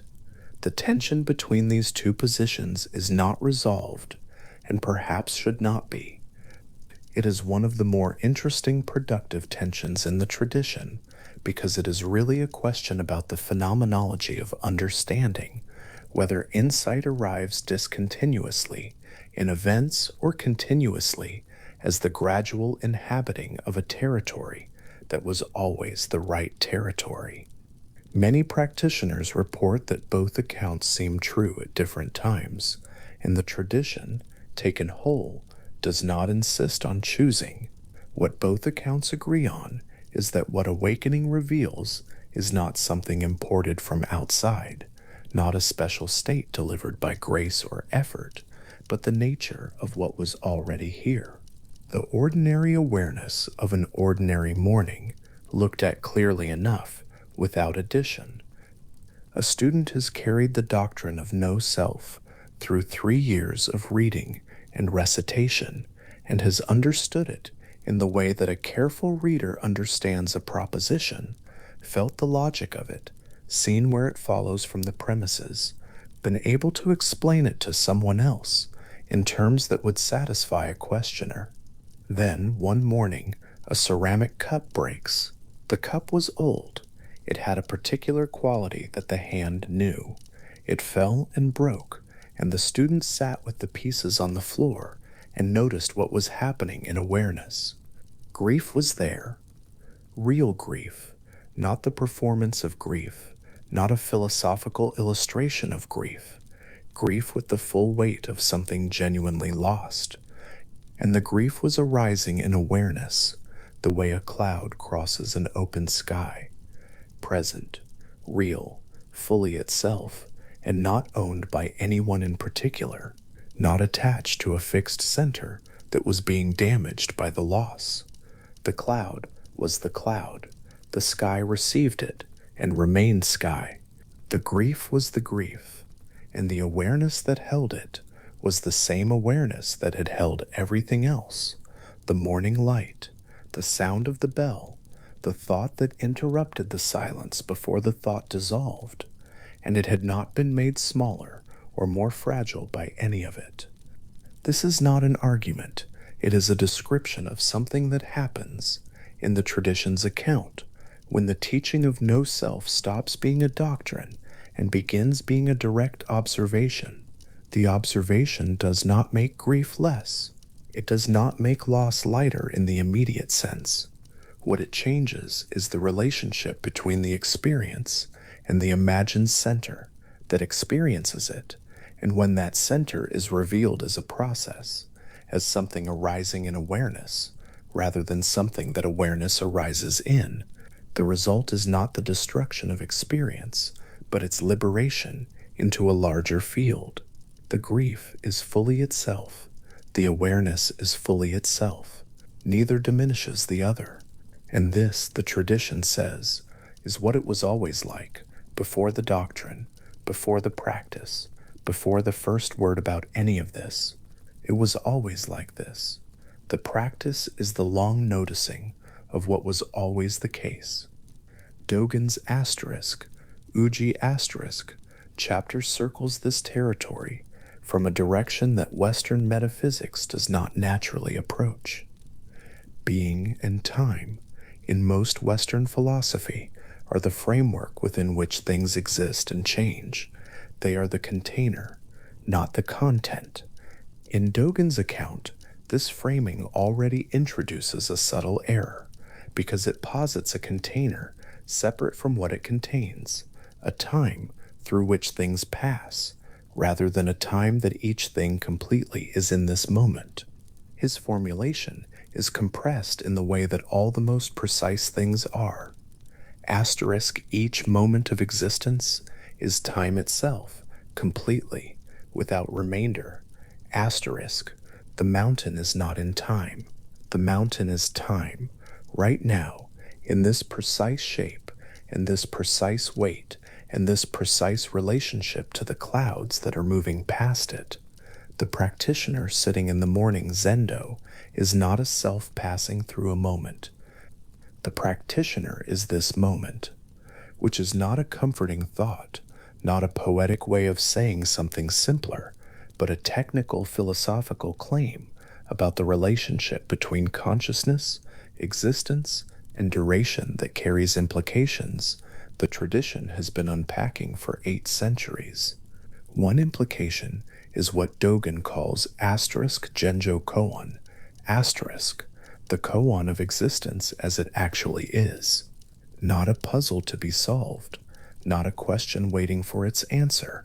The koan of the way things present themselves, right now, in this moment, which is already complete and already perfect in the technical sense of being without lack, without remainder, without anything that is not fully itself.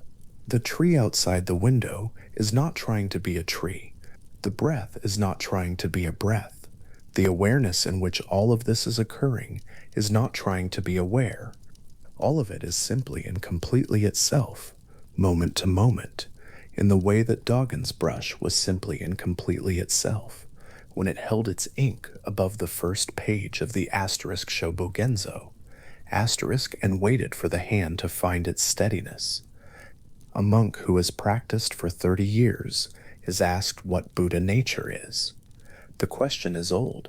It has been asked in this tradition in one form or another since the tradition began, and the answers have ranged from the enigmatic to the mundane to the demonstrably absurd, each answer trying to point at something that every answer necessarily falls short of, because Buddha nature, in the tradition's own account, is not the kind of thing that answers land on. The monk does not hesitate in the way that uncertainty hesitates. He does not reach for words in the way that preparation reaches for words. He turns. He walks slowly to the window. He places one hand against the glass and stands there looking out, not performing anything, not demonstrating anything. Exactly. Simply standing at the place where inside and outside meet, which is the window's honest function, which is the only honest description of what awareness actually does, not inside the body looking out at a separate world, not the world flooding in through the senses to a receptive interior, but the meeting point itself, the contact, the place where what is inside and what is outside are revealed to be two descriptions of a single event. The hand on the glass is warm, the glass is slightly cooler. The tree outside is whatever it is in this particular light. None of this requires explanation. What the tradition is pointing at, from every angle it has found to approach it, is something that the explaining mind tends to move away from in the act of explaining.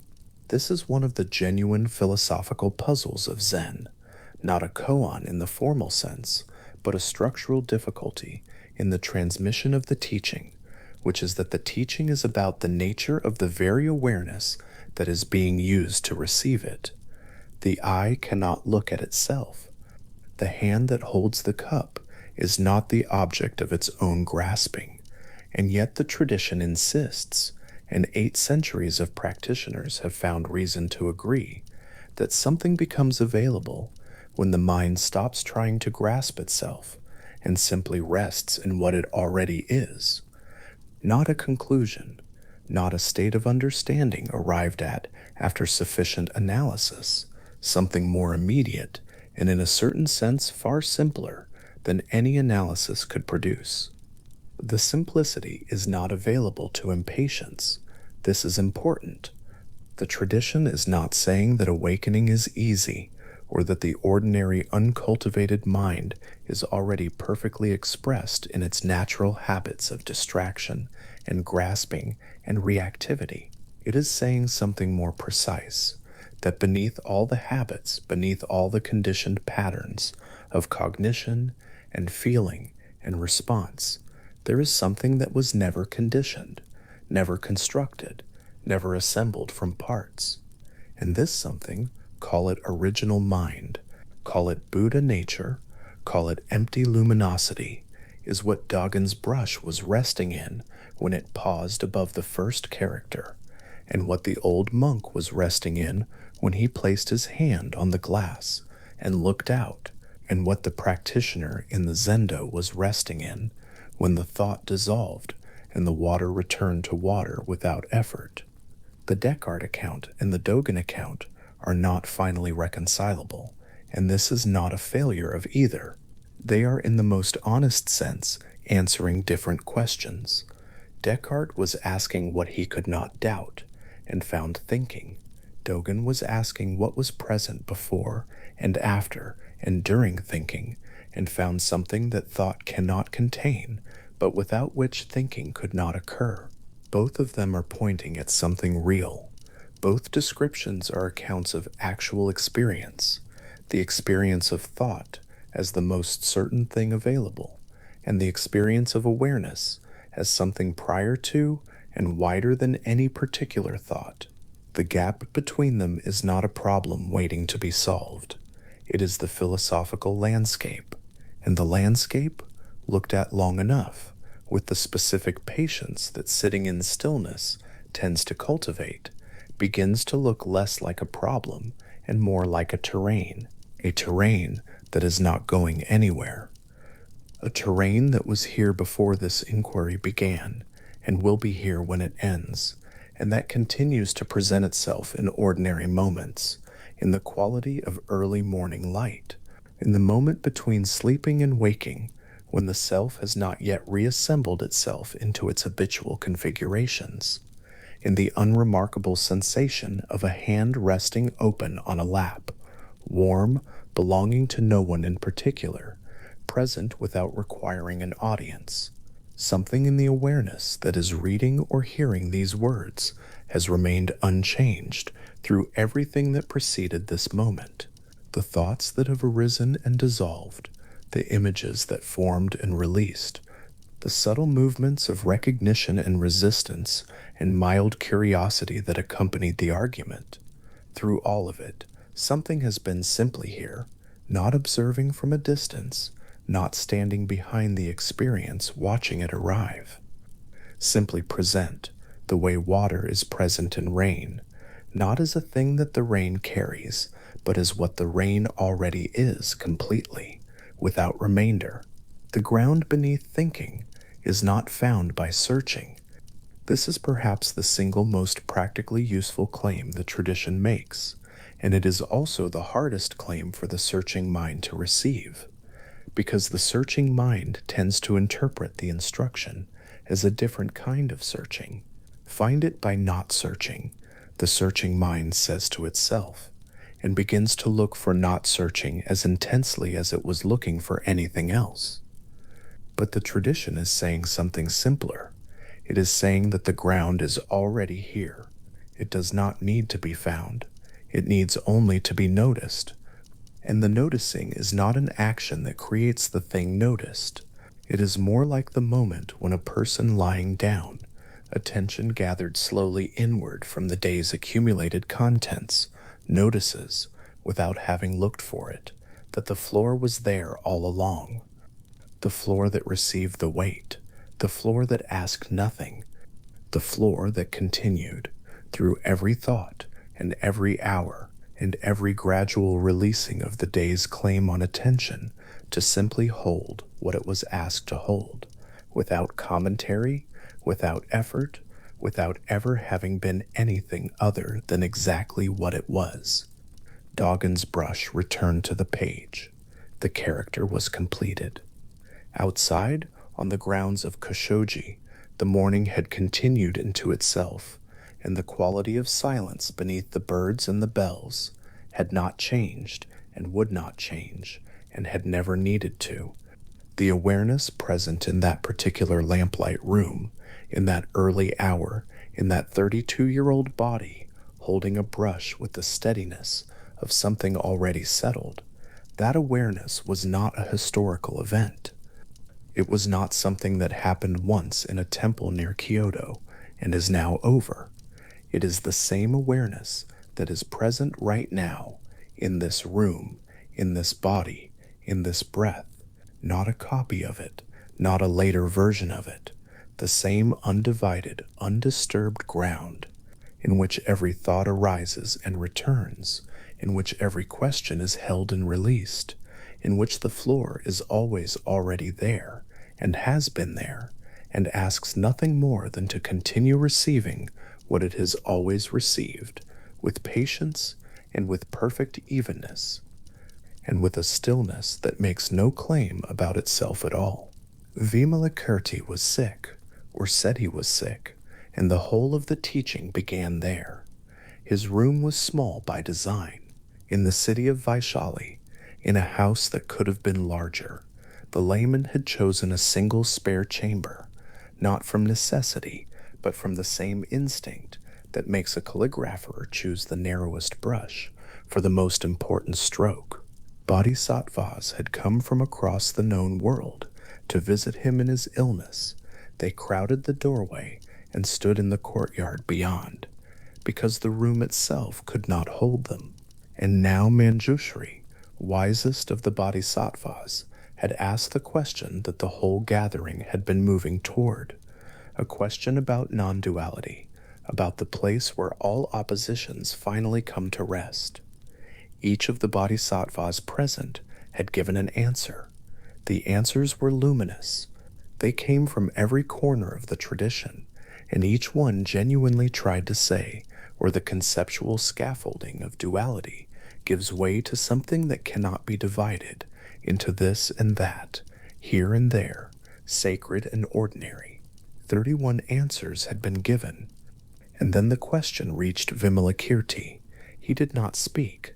This was not hesitation. It was not the silence of someone collecting thoughts or choosing words. The room held a silence with a different quality entirely, full rather than empty, active rather than withheld. Manjushri recognized it immediately and said so, that this silence was the truest and most complete expression of non-duality that the gathering had heard, not because it was mysterious or evasive, but because it had done what none of the 31 answers could do. Language, however refined, however carefully aimed at the place where duality dissolves, still uses the tools of duality to make the attempt. Every sentence has a speaker and a receiver. Every concept rests on the ghost of its opposite. Vimalakirti's silence was not a refusal to answer. It was an answer made of different material altogether. The silence in that small room has been carried in the tradition for centuries, not as an anecdote about an impressive performance, but as a genuine philosophical demonstration, a moment in which the form of the teaching and its content became the same single thing, indistinguishable. What Vimalakirti understood, and what his silence enacted, is that there is a category of things that language can approach but cannot complete. It can gesture, prepare, clear the ground. It can remove misconceptions one by one until fewer and fewer are left. But the last step, the actual arrival at the place language is pointing toward, must be taken by something other than language. Silence, in this understanding, is not the absence of speech. It is what speech has been trying to become all along. And when it finally arrives, when the words have done their preparatory work and stepped aside, the silence that remains is the most communicative thing in the room. Centuries before Vimalakirti's silence, and many hundreds of miles to the east in a different philosophical world, Taoist thinkers were working toward a related understanding from a different direction.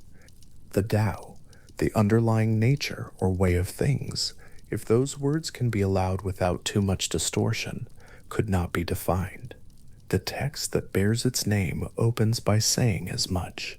The Tao that can be spoken is not the enduring Tao. This was not a complaint or a limitation to be overcome. It was the first and most important instruction. The thing that holds all things is not itself a thing. Any definition would be too small. Any name would be the wrong shape. From this came the principle of asterisk wu wei. Asterisk, often translated as non-action, though the translation flatters neither language. What the term actually points toward is closer to action that does not force, effort that does not strain against the grain of what is already naturally occurring.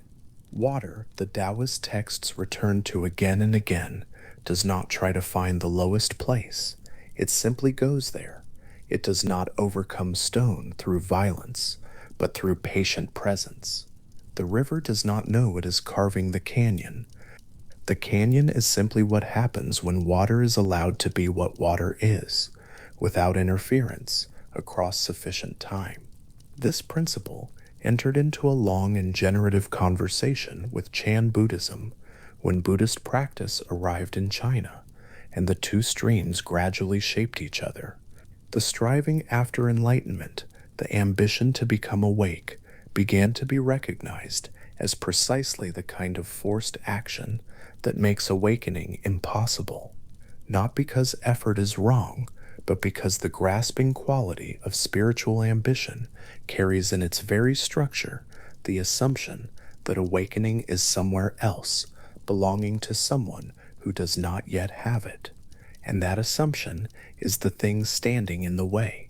To strive after the Tao is already to have misunderstood it. The same insight, arriving in Chan, suggested that to pursue awakening with the effortful machinery of ordinary goal-seeking was to pursue a shadow of a thing rather than the thing itself.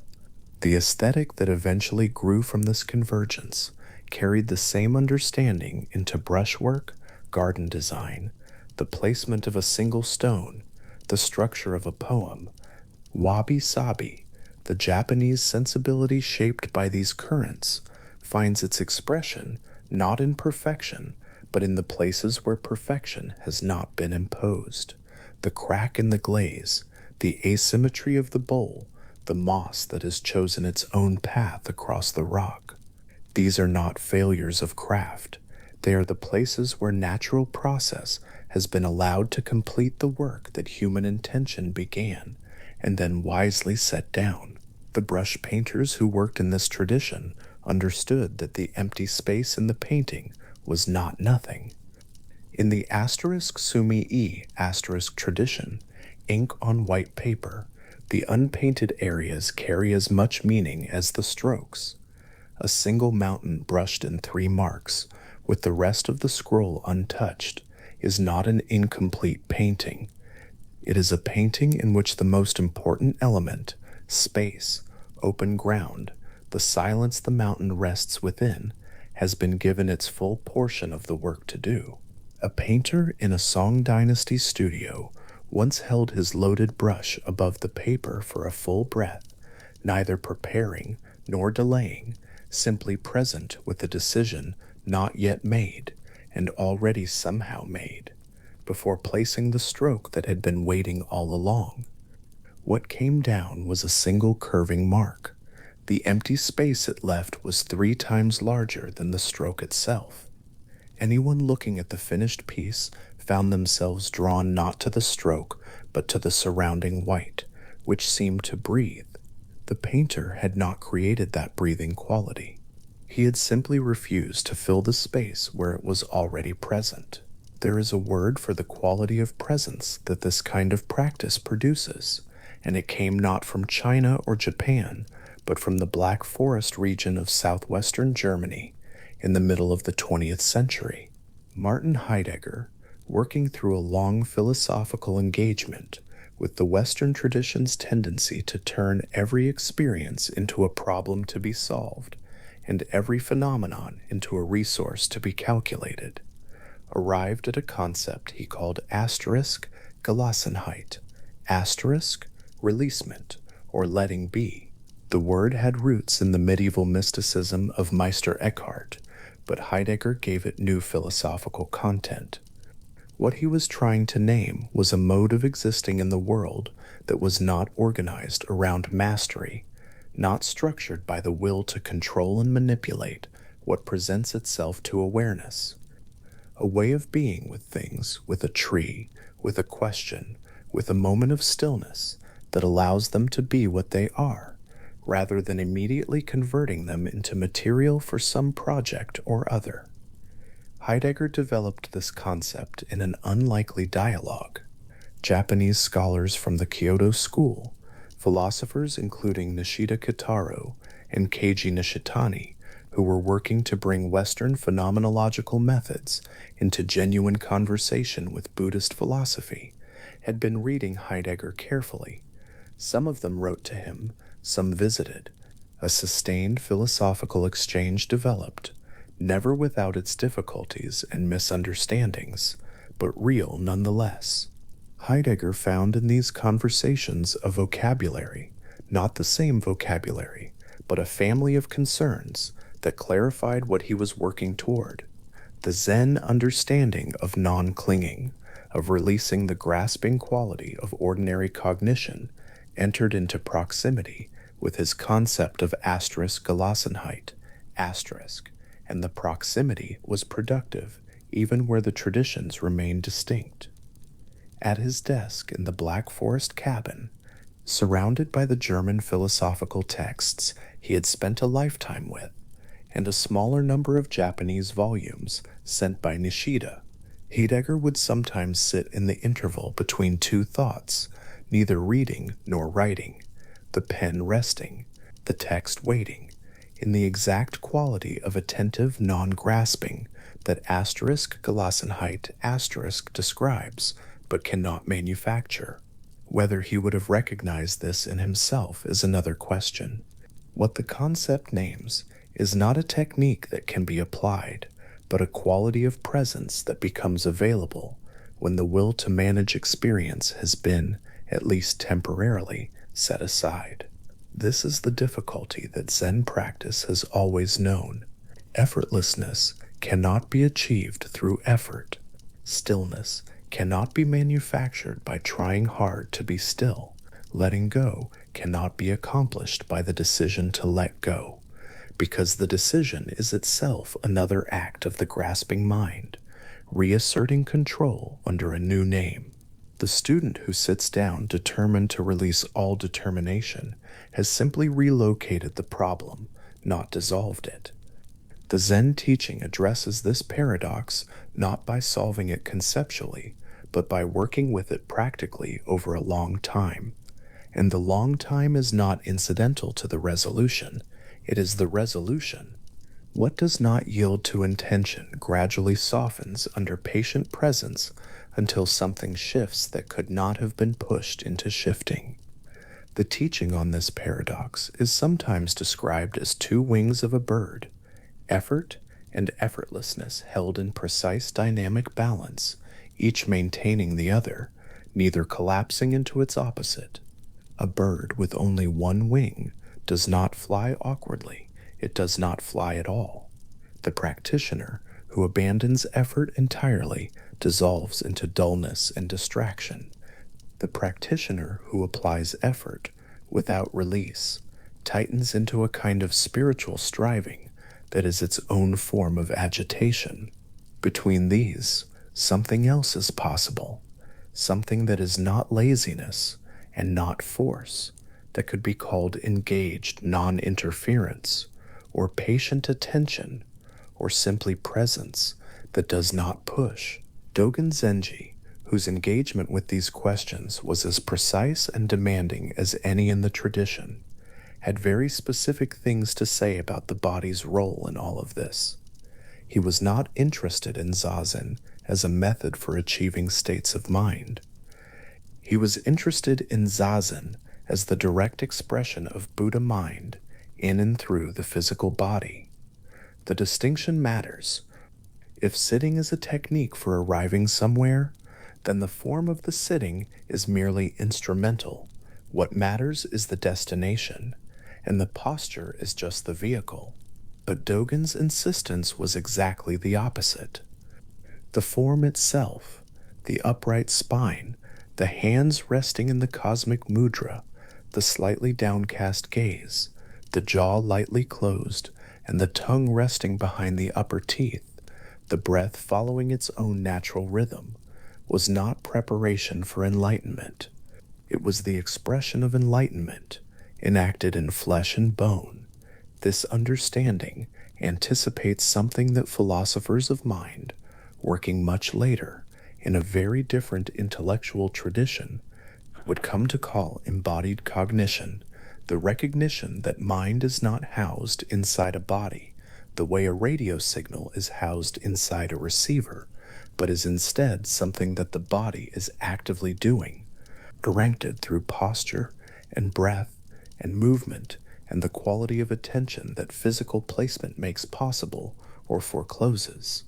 Dogen arrived at this not by theorizing about consciousness, but by paying close attention to what happened in the body when it was placed in a specific way and held there with care. The upright spine is not a detail. When the spine is aligned, the breath moves differently, longer, less obstructed, more willing.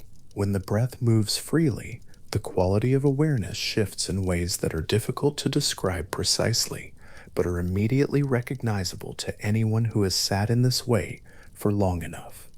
The hands in the cosmic mudra, right hand and left, thumbs lightly touching, an oval of space held between the palms, create a closed circuit that is also somehow an opening.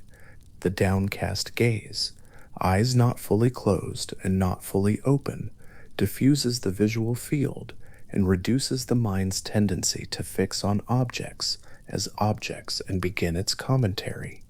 These specifics were not arrived at casually. They accumulated across centuries of practice and observation, refined by generations of practitioners, attending carefully to what the body was doing and what became possible when the doing was precisely this and not something else. Dogen at Koshoji Temple, where he began his teaching in Japan after his years of study in China, would sometimes be found sitting after the formal practice periods had ended. The other monks dispersed to their tasks, the hall empty and the light moving slowly across the floor. He sat not because he was practicing, he sat because sitting, for Dogen, was not something separate from living. It was the most complete way he had found of being alive in any given moment, and so it continued into the moments when formal practice had finished and ordinary life had resumed. The care he brought to the physical form of practice was inseparable from his philosophical insistence that body and mind are not two different things that must be brought into alignment. His instruction Shinjin Datsuraku, the dropping away of body and mind, does not describe the abandonment of the physical. It describes the dissolution of the conceptual boundary that treats body and mind as separate entities requiring coordination. When that boundary drops, what remains is not a disembodied awareness floating free of its physical circumstances. What remains is the whole person, upright, breathing, present, no longer divided against itself. The body, held in this way, does something on its own. The practitioner who has sat long enough knows this. There is a period in early sitting when the mind is still organizing, still reaching, still pulling at the leash of the breath. This period can last quite a long time, and its length varies and cannot be predicted or controlled. And then, without announcement, something changes. Not the mind going quiet. The mind may still be producing its usual traffic of thought and sensation and association, but the relationship to that traffic has shifted. The thoughts are still passing through, but they are no longer dragging the whole organism with them. They arise and dissolve in a space that has not moved, that has been here the whole time, that required no effort to establish because it was never absent. This quality of space, awareness that receives and releases without accumulating, is the thing that all the practice, all the instruction, all the carefully maintained physical form has been pointing toward without being able to point at directly. It is not achieved. It is more like a clearing of debris, an uncovering of something already present. The practitioner in the 41st minute of a morning sit, noticing that the effort to be still and the effort to stop trying to be still have both fallen away quietly at some point in the preceding few minutes, has not arrived somewhere new. The sense is rather of returning somewhere old, somewhere that requires no explanation, because it was already known, already home, already the ground that everything else has been standing on. Outside, in the garden, a single branch, the wind moving it, then not moving it again, the branch not resisting, not following, simply allowing the movement to move it, and the stillness to still it, returning each time to wherever it naturally rests. This is not a philosophical metaphor imposed on vegetation. It is the thing itself, already complete, requiring no commentary. The Enso, the Zen circle brushed in a single stroke, open at one end, has been returning to the walls of meditation halls for centuries. Every teacher who has made one has made it differently, and each one is unmistakably the same thing. What the form communicates cannot be stated more efficiently in words, which is why the form keeps being made. The opening in the circle is not an omission. Closing the circle would destroy what the circle is.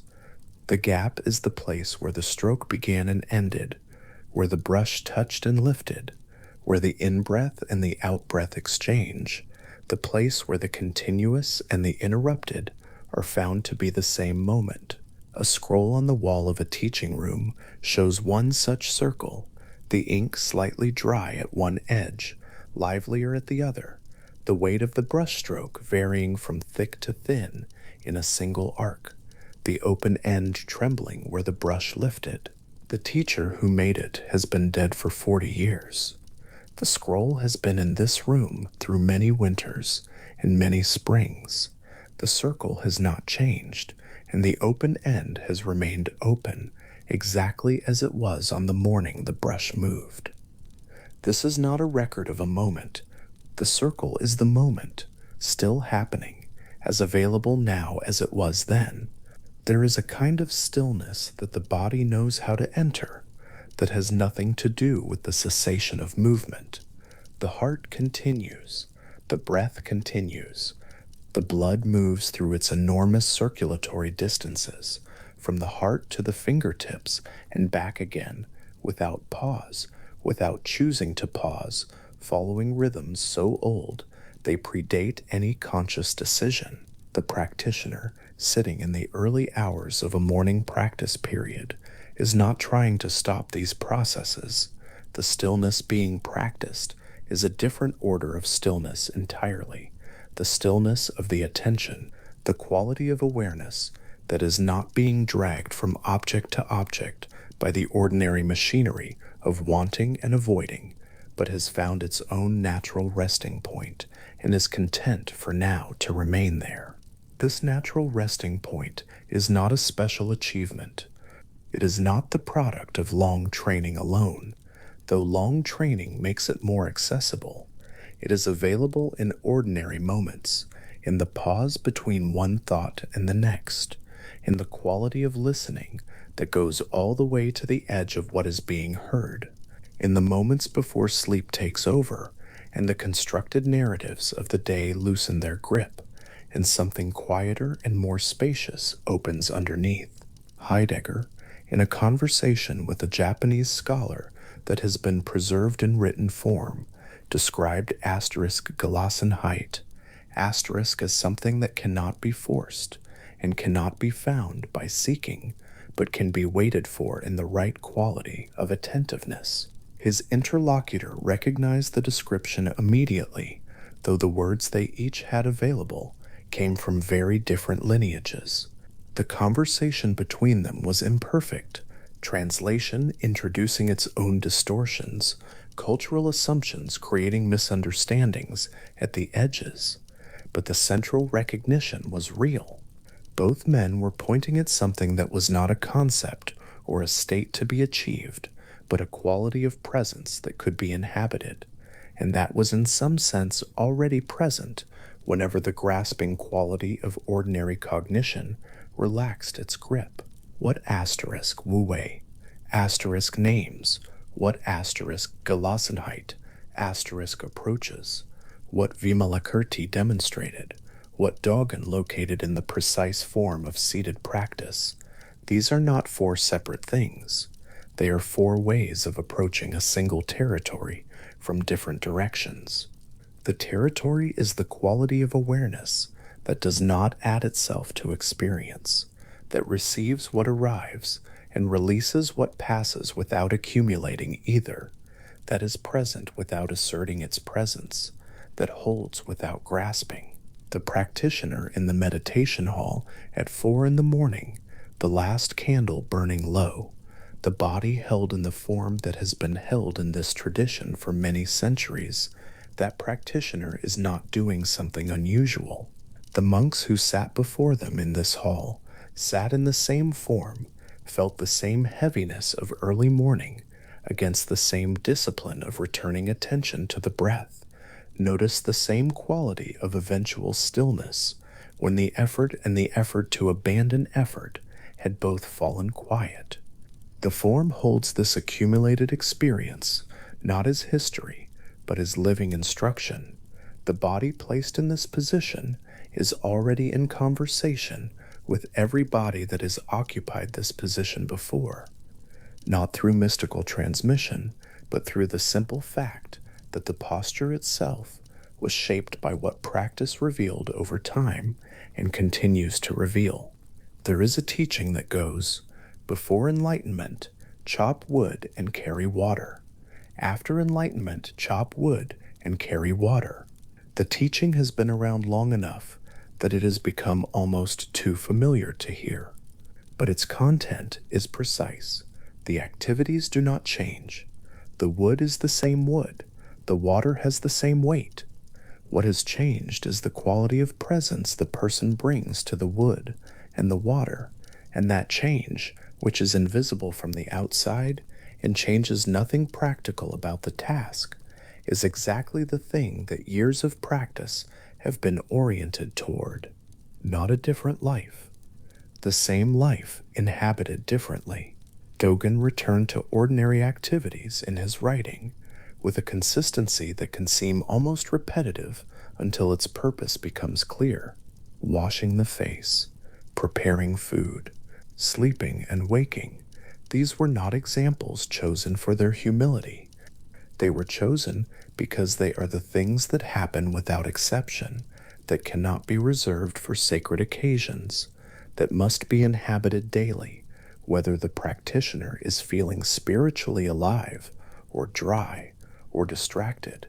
The practice is precisely there, in the ordinariness, not despite it.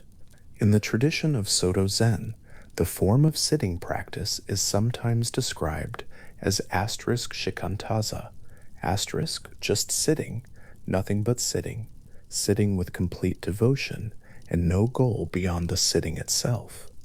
The word asterisk, just asterisk here, does not mean minimally or barely. It means completely, without remainder, with nothing withheld and nothing added. Just sitting is not a small thing, described with a small word. It is the whole of the practice, gathered into the simplest possible instruction. This, entirely, for as long as this is happening, the body knows this. It knows how to be still in a way that the mind, with its preference for projects and evaluations and comparisons, sometimes forgets. The breath knows its own rhythm without instruction. The hands know how to rest. The eyes know how to soften their focus until the field of vision is no longer a collection of distinct objects, but a continuous presence, light and shadow moving together without urgency. The body has been practicing all of this for as long as it has been alive, and the practice that asks the practitioner to sit still and attend to breathing is in some sense only asking the body to remember what it already knows, to release the overlay of effortful management that the waking mind adds, and allow what was there before the management to become present again. The branch moves in the wind. The branch is still. In the hall where the practitioners sit, the candle flame stands perfectly upright in the absolute absence of any draft, and its steadiness is as precise and as complete as any kind of stillness the tradition has managed to describe. The flame is not trying to be still. It has no opinion about its own steadiness.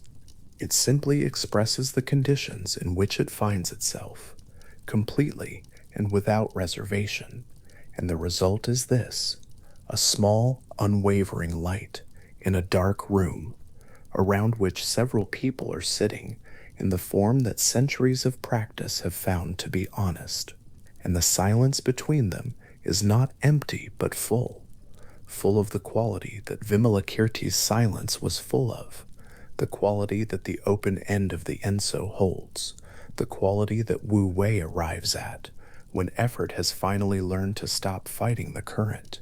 Outside the hall, the night continues. The trees do not know they are in a meditation setting. The cold air does not notice the walls of the building.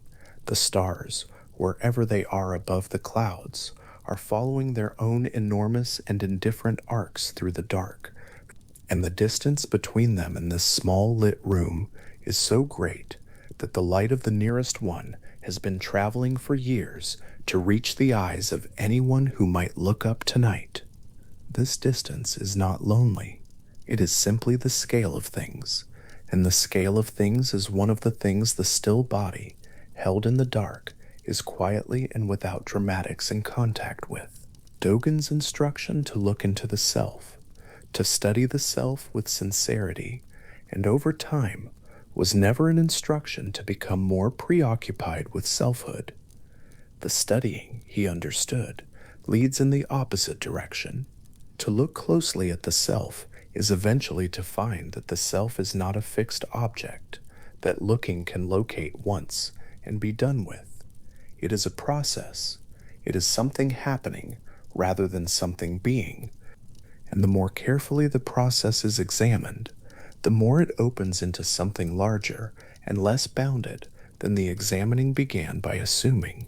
The self studying the self discovers, at sufficient depth, that the boundary it was following has dissolved, and what is left on both sides of where the boundary used to be is the same continuous, open attending awareness that was always doing the studying.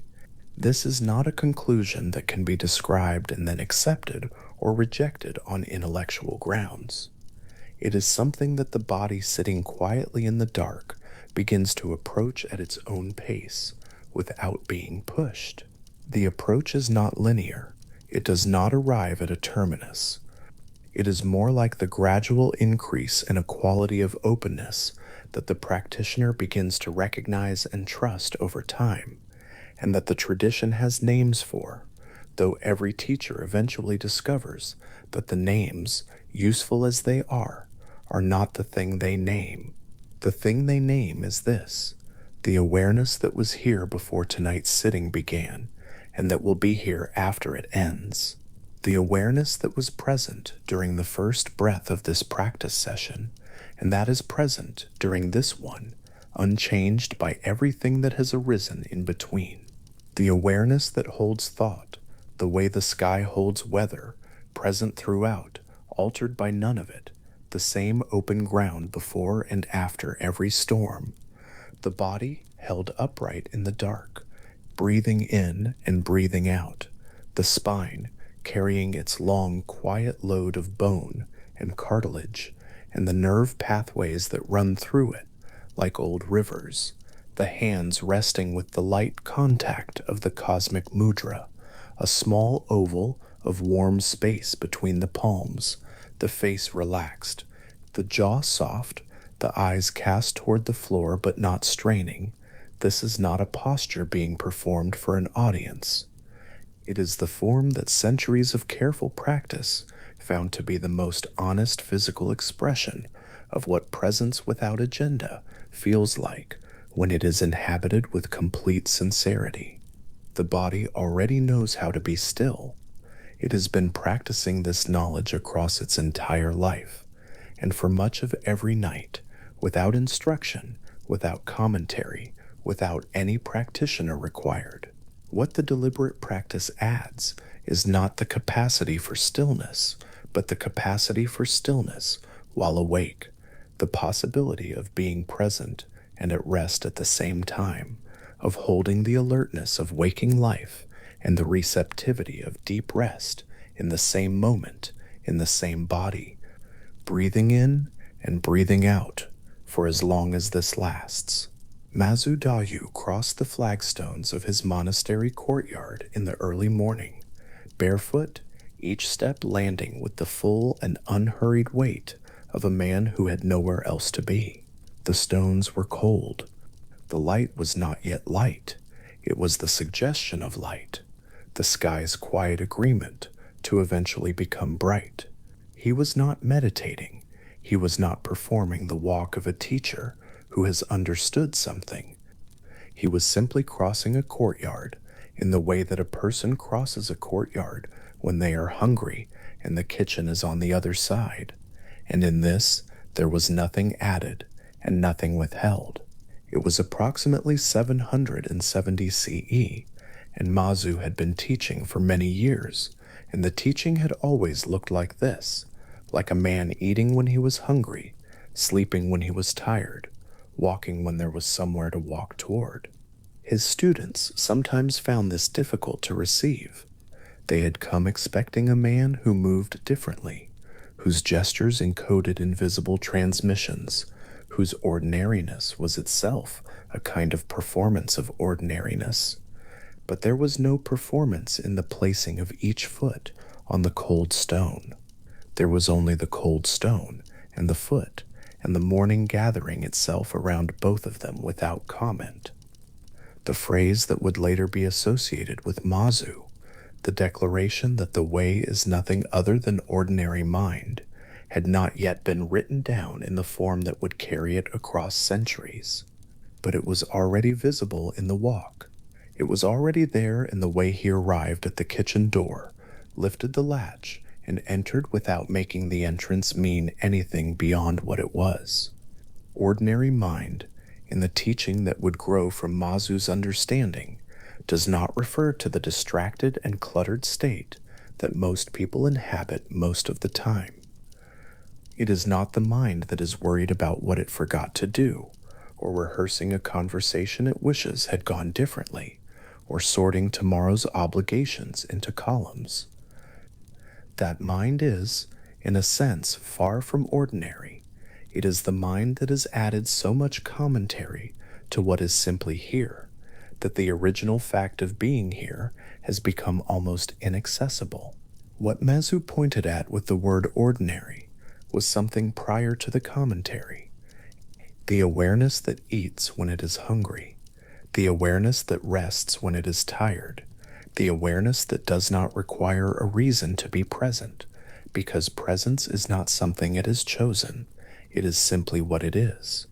The great Tang Dynasty master had found something that other teachers sometimes obscured with their more elaborate formulations, that the path, if it leads anywhere, leads back, not forward, into a state that has never been inhabited, not upward toward a condition reserved for extraordinary people under extraordinary circumstances, back to what was always here, beneath the layers of evaluation and effort and self-narration, the kitchen, the flagstone, the cold morning gathering light.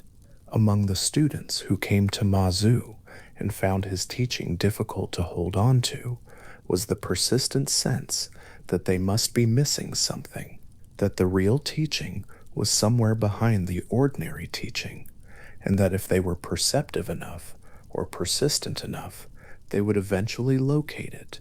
But the teaching was that there was nothing behind it. The flagstone was the flagstone.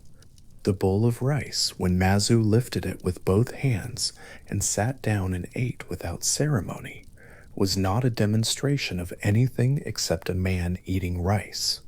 And the student who could see this, genuinely see it, not understand it as a proposition, but see it the way one sees a color, had arrived at the only place there was ever to arrive. There is a sequence of images that a Song Dynasty master named Koan arranged into 10 pictures, each one a stage in the old story of a person searching for an ox. The ox has wandered, the seeker goes looking. This is the beginning, the sense that something has been lost, that there is somewhere to go and something to find. The pictures that follow trace the search, the discovery of tracks, the first glimpse of the animal, the gradual taming, the eventual riding. Then the 8th picture, which is nothing, an empty circle, brushed with a single stroke, open inside and outside alike, because at that stage, both the ox and the person looking for it have dissolved into something that has no picture and needs none. But the sequence does not end at the empty circle. The 9th picture and the 10th bring the searcher back to the river, to the blossoming tree, to the village road. And the 10th picture shows a round figure, unhurried, hands empty and open, carrying nothing, walking back toward the market, back toward the ordinary transactions of ordinary life, back toward the exact place the search began. The road is the same road. The market is the same market. The figure's face is open and friendly, and there is nothing in the expression that distinguishes this person from anyone else in the marketplace. The only thing that is changed is invisible. It is the quality with which the ordinary is met. This is the ethical and philosophical weight that Koan placed at the end of his sequence. Not transcendence, not withdrawal into private illumination, not the monk sitting apart from the world on a mountain of achieved understanding. The return, the full return to ordinary life, with hands that are genuinely empty, with a presence that touches whatever it encounters and does not grasp at any of it. The sage in the marketplace is indistinguishable from everyone else in the marketplace, and this is the whole point. There is nothing to distinguish. There never was. The round-bellied figure in the 10th picture is not a saint performing sainthood in a visible way. The help offered is simply the help needed, no more, no less, without announcement.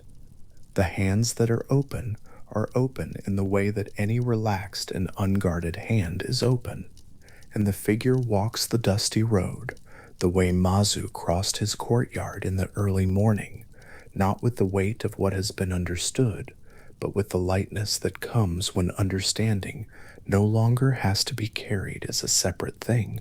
There is a monastery kitchen, sometime in the late 20th century, and in it a monk is washing a bowl. The water is warm, the bowl is held with both hands, carefully, the way any vessel worth using is held when it is being cleaned. The monk's name is Thich Nhat Hanh, and he has spent decades extending what Mazu and Koan pointed at into a language that can move through the modern world, a philosophy he calls interbeing, which is the recognition that every phenomenon arises in dependence on every other, that nothing stands alone, that the boundaries placed between things are real enough as conventions, but are not descriptions of how things actually are. In the kitchen, washing the bowl, the philosophy is not separate from the washing. The warm water and the bowl and the hands that hold the bowl are not 3 separate things that happen to be occurring together. They are a single occurrence that the mind, in its habit of sorting, has divided into components. The bowl is warm from the water. The hands know the bowl from having held it before. The water moves between the bowl and the hands without belonging to either. And the monk who is present to this, not thinking about the bowl, not planning what comes after the bowl, not using the bowl as an occasion to rehearse a teaching about presence, is simply here, in the only place presence has ever been. Thich Nhat Hanh described this not as a technique, but as a recognition, the division between sacred practice and everyday life, the sense that meditation happens in one place and living happens in another, that the cushion is where the real work occurs, and the kitchen is where real work stops. This division is itself the thing that needs to dissolve. Not because the cushion is unimportant, but because the cushion and the kitchen are not two different worlds. They are the same world, met with two different qualities of attention, and the practice, wherever it is alive, is the practice of bringing the quality of attention from the first into the second until there is no longer a reason to maintain the distinction. The warm water over the bowl, the unhurried hands, the monk's face, attentive and at ease in the way that comes not from the absence of difficulty, but from long familiarity with presence, as the ground in which difficulty and ease alike appear and are held without preference. This is what Mazu walked toward across the cold flagstones. This is what the round figure in the 10th picture carries back to the market, not an insight stored like a possession, but a quality that simply is, the way the morning light simply is, without needing to announce itself or justify its presence. There is something in Zen philosophy about sleep, not sleep as escape or as unconsciousness to be endured until waking, but sleep as one of the places where the thing that Zen practice cultivates becomes visible in an entirely natural way. The Zen injunction to die before dying, the invitation to release the egoic self-structure voluntarily, before circumstances compel it, names a movement that is not foreign to the body at all. Every night, without instruction, without effort, without the need for any philosophical framework, the elaborate structure of a named and located self begins to soften. The thoughts that have been running since morning begin to slow. The opinions, the plans, the evaluations, the sense of being the author of a continuous story, all of this loosens its grip, gently, with no announcement, as the body moves toward the threshold where voluntary control is relinquished and something older and quieter takes over. The practitioner who has worked for years on releasing the grip of the categorizing mind, who has carried the koan through the kitchen and the garden and the evening hours, who has sat on the cushion and watched thought arise and dissolve in the awareness that does not move. This practitioner knows something about falling asleep that they cannot have read in any text. The threshold of sleep is familiar. The quality of the loosening is familiar, not identical to what happens in meditation, and not identical to what the tradition points at when it speaks of the falling away of self, but related, the way a river and a tributary are related, the same water moving through different channels, both heading toward the same open ground. The koan remains with the practitioner as the evening turns toward night. The one-hand koan, that question about the sound that no conventional instrument could produce, the sound that arises in the absence of the collision that sound usually requires, does not dissolve when the practitioner steps off the cushion and enters the ordinary hours. It continues, not urgently, not as a problem demanding solution before rest is permitted, but the way a color continues after the eye has looked away, as a warmth in the chest, a mild and companionable pressure, something between a held breath and a stone placed carefully in an open hand. What happens to the koan at the edge of sleep is one of the more interesting things that Zen literature leaves largely unspoken. The question grows quiet, not answered, that is not quite the right word, because the question was never oriented toward an answer in the ordinary sense, was never the kind of question that waits for a word to arrive and then closes. The question grows quiet the way a fire grows quiet when it has been burning long enough, not extinguished, but settled, burning low and evenly, no longer throwing light onto the ceiling. And in that quietness, there is something that is not the absence of the question, but its deepening, the question having become so familiar that it no longer needs the effort of holding. It simply lives in the awareness, the way the breath lives in the body, without anyone needing to maintain. The philosopher Francisco Varela, working in the final decades of the 20th century, spent years at the intersection of cognitive science and Buddhist philosophy, trying to find language for what happens when the categorizing mind, what Zen calls the discriminating mind, the faculty that divides experience into labeled, separate, manageable pieces, is met not with suppression, but with simple, sustained, non-interfering attention. What Varela found, working with researchers and contemplatives alike, was that the rigid boundary between inquiry and rest, between asking and releasing, between the held question and the open silence, was far more permeable than Western philosophy had generally assumed. The mind that holds a question without grasping at it, that rests inside the not knowing rather than fleeing it, is not a mind that has stopped working. It is a mind that has found a different register of working, one in which the distinction between inquiry and rest has softened into something more like a single continuous presence. This is what Varela called an active mind. Mind understood not as a container in which experience happens, but as a living process that enacts its world by meeting it, shaped by and shaping what it encounters, not housed in the body, but expressed through it. The way a bird is not in its flight, but is the flight. The way a wave is not in the water, but is the water moving.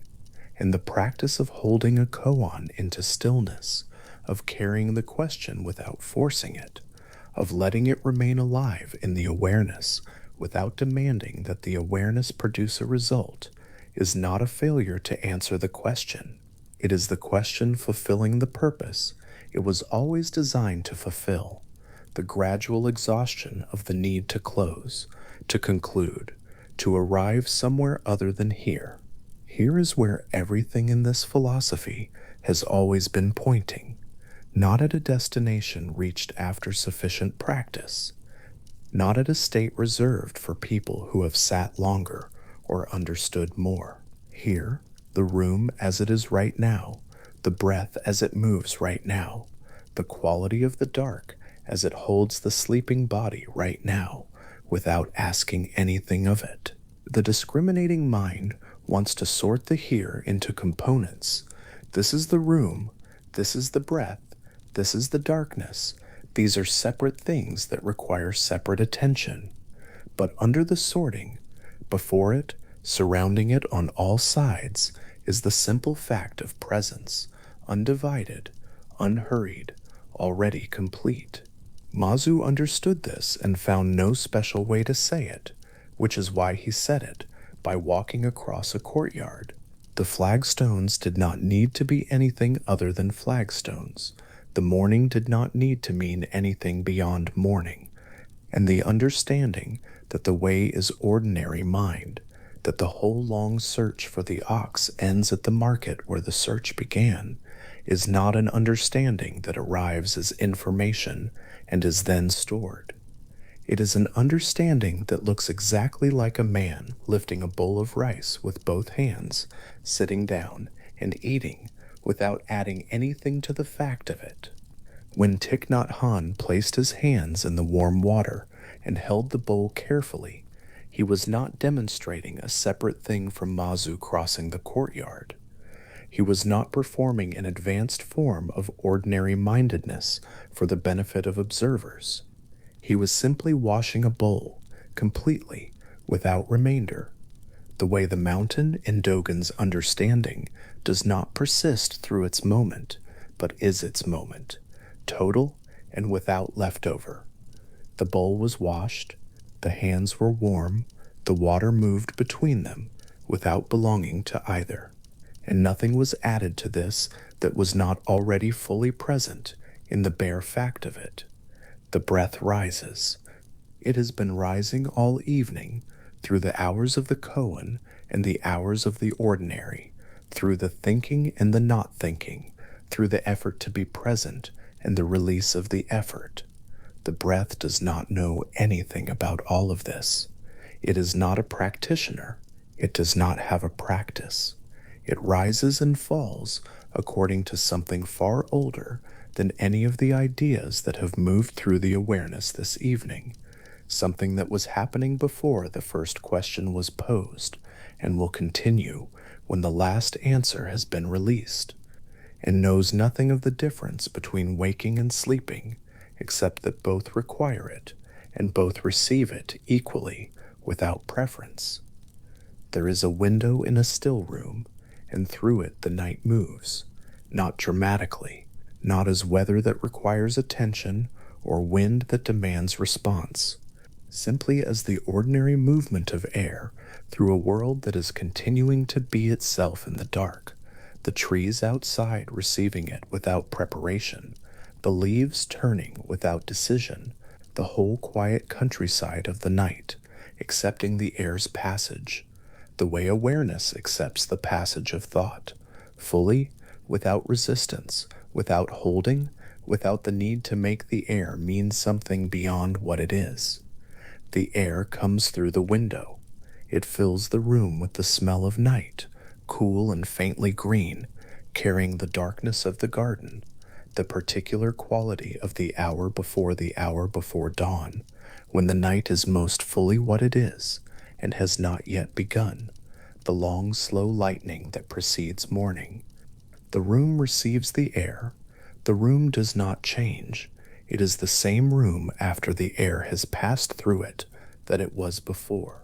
The same walls, the same still quality, the same willingness to hold whatever enters without grasping at any of it. The air comes in and the air withdraws, and the room remains unchanged and entirely itself in the way that awareness remains after every thought has moved through it, present, unhurried, making no claim. This is the room that Vimalakirti sat in the old story, the small sick room where a question about non-duality was asked, and where the silence that answered it was not an absence, but a fullness, a presence so complete that speech would have reduced it. The room does not need to be decorated or explained. The silence in it does not need to be earned. It is simply here, the way the ground is simply here, not because anyone placed it, not because the right conditions were assembled, but because this is what is, and always has been, and the habit of looking for something else has been, all along, the only thing that made it difficult to find. The breath rises and falls. The room is still. Outside the window, the air continues to move through the trees at the pace of something that is not trying to arrive anywhere. And in the chest, where the koan lived all evening with its companionable warmth, there is a quality of settling, not the absence of the question, but its deepening into something that no longer requires a response, that has become, without ceremony, simply the texture of this particular dark. Mazu walked across the flagstones, and the morning gathered its light around him. The round figure in the 10th picture placed one foot on the dusty road and kept walking toward the market with hands that were genuinely empty. The monk held the bowl in the warm water and felt the bowl's weight and the water's weight and the morning's weight, all present in the same unhurried gesture. And all of these are the same movement, made in different centuries by different hands, the same return to the ordinary and irreducible fact of being here, of the breath in the chest, of the quiet room receiving the night air with perfect and effortless willingness. There is no distance to travel. There has never been a distance to travel. The ordinary mind that eats when it is hungry and sleeps when it is tired is not a consolation prize for those who have not found the real thing. It is the real thing, visible in every moment that is met without adding to it, without requiring it to be other than it is, without the effort of a self that is trying to locate itself in relation to what is happening. What the koan of one hand asks is not a question that needs an answer,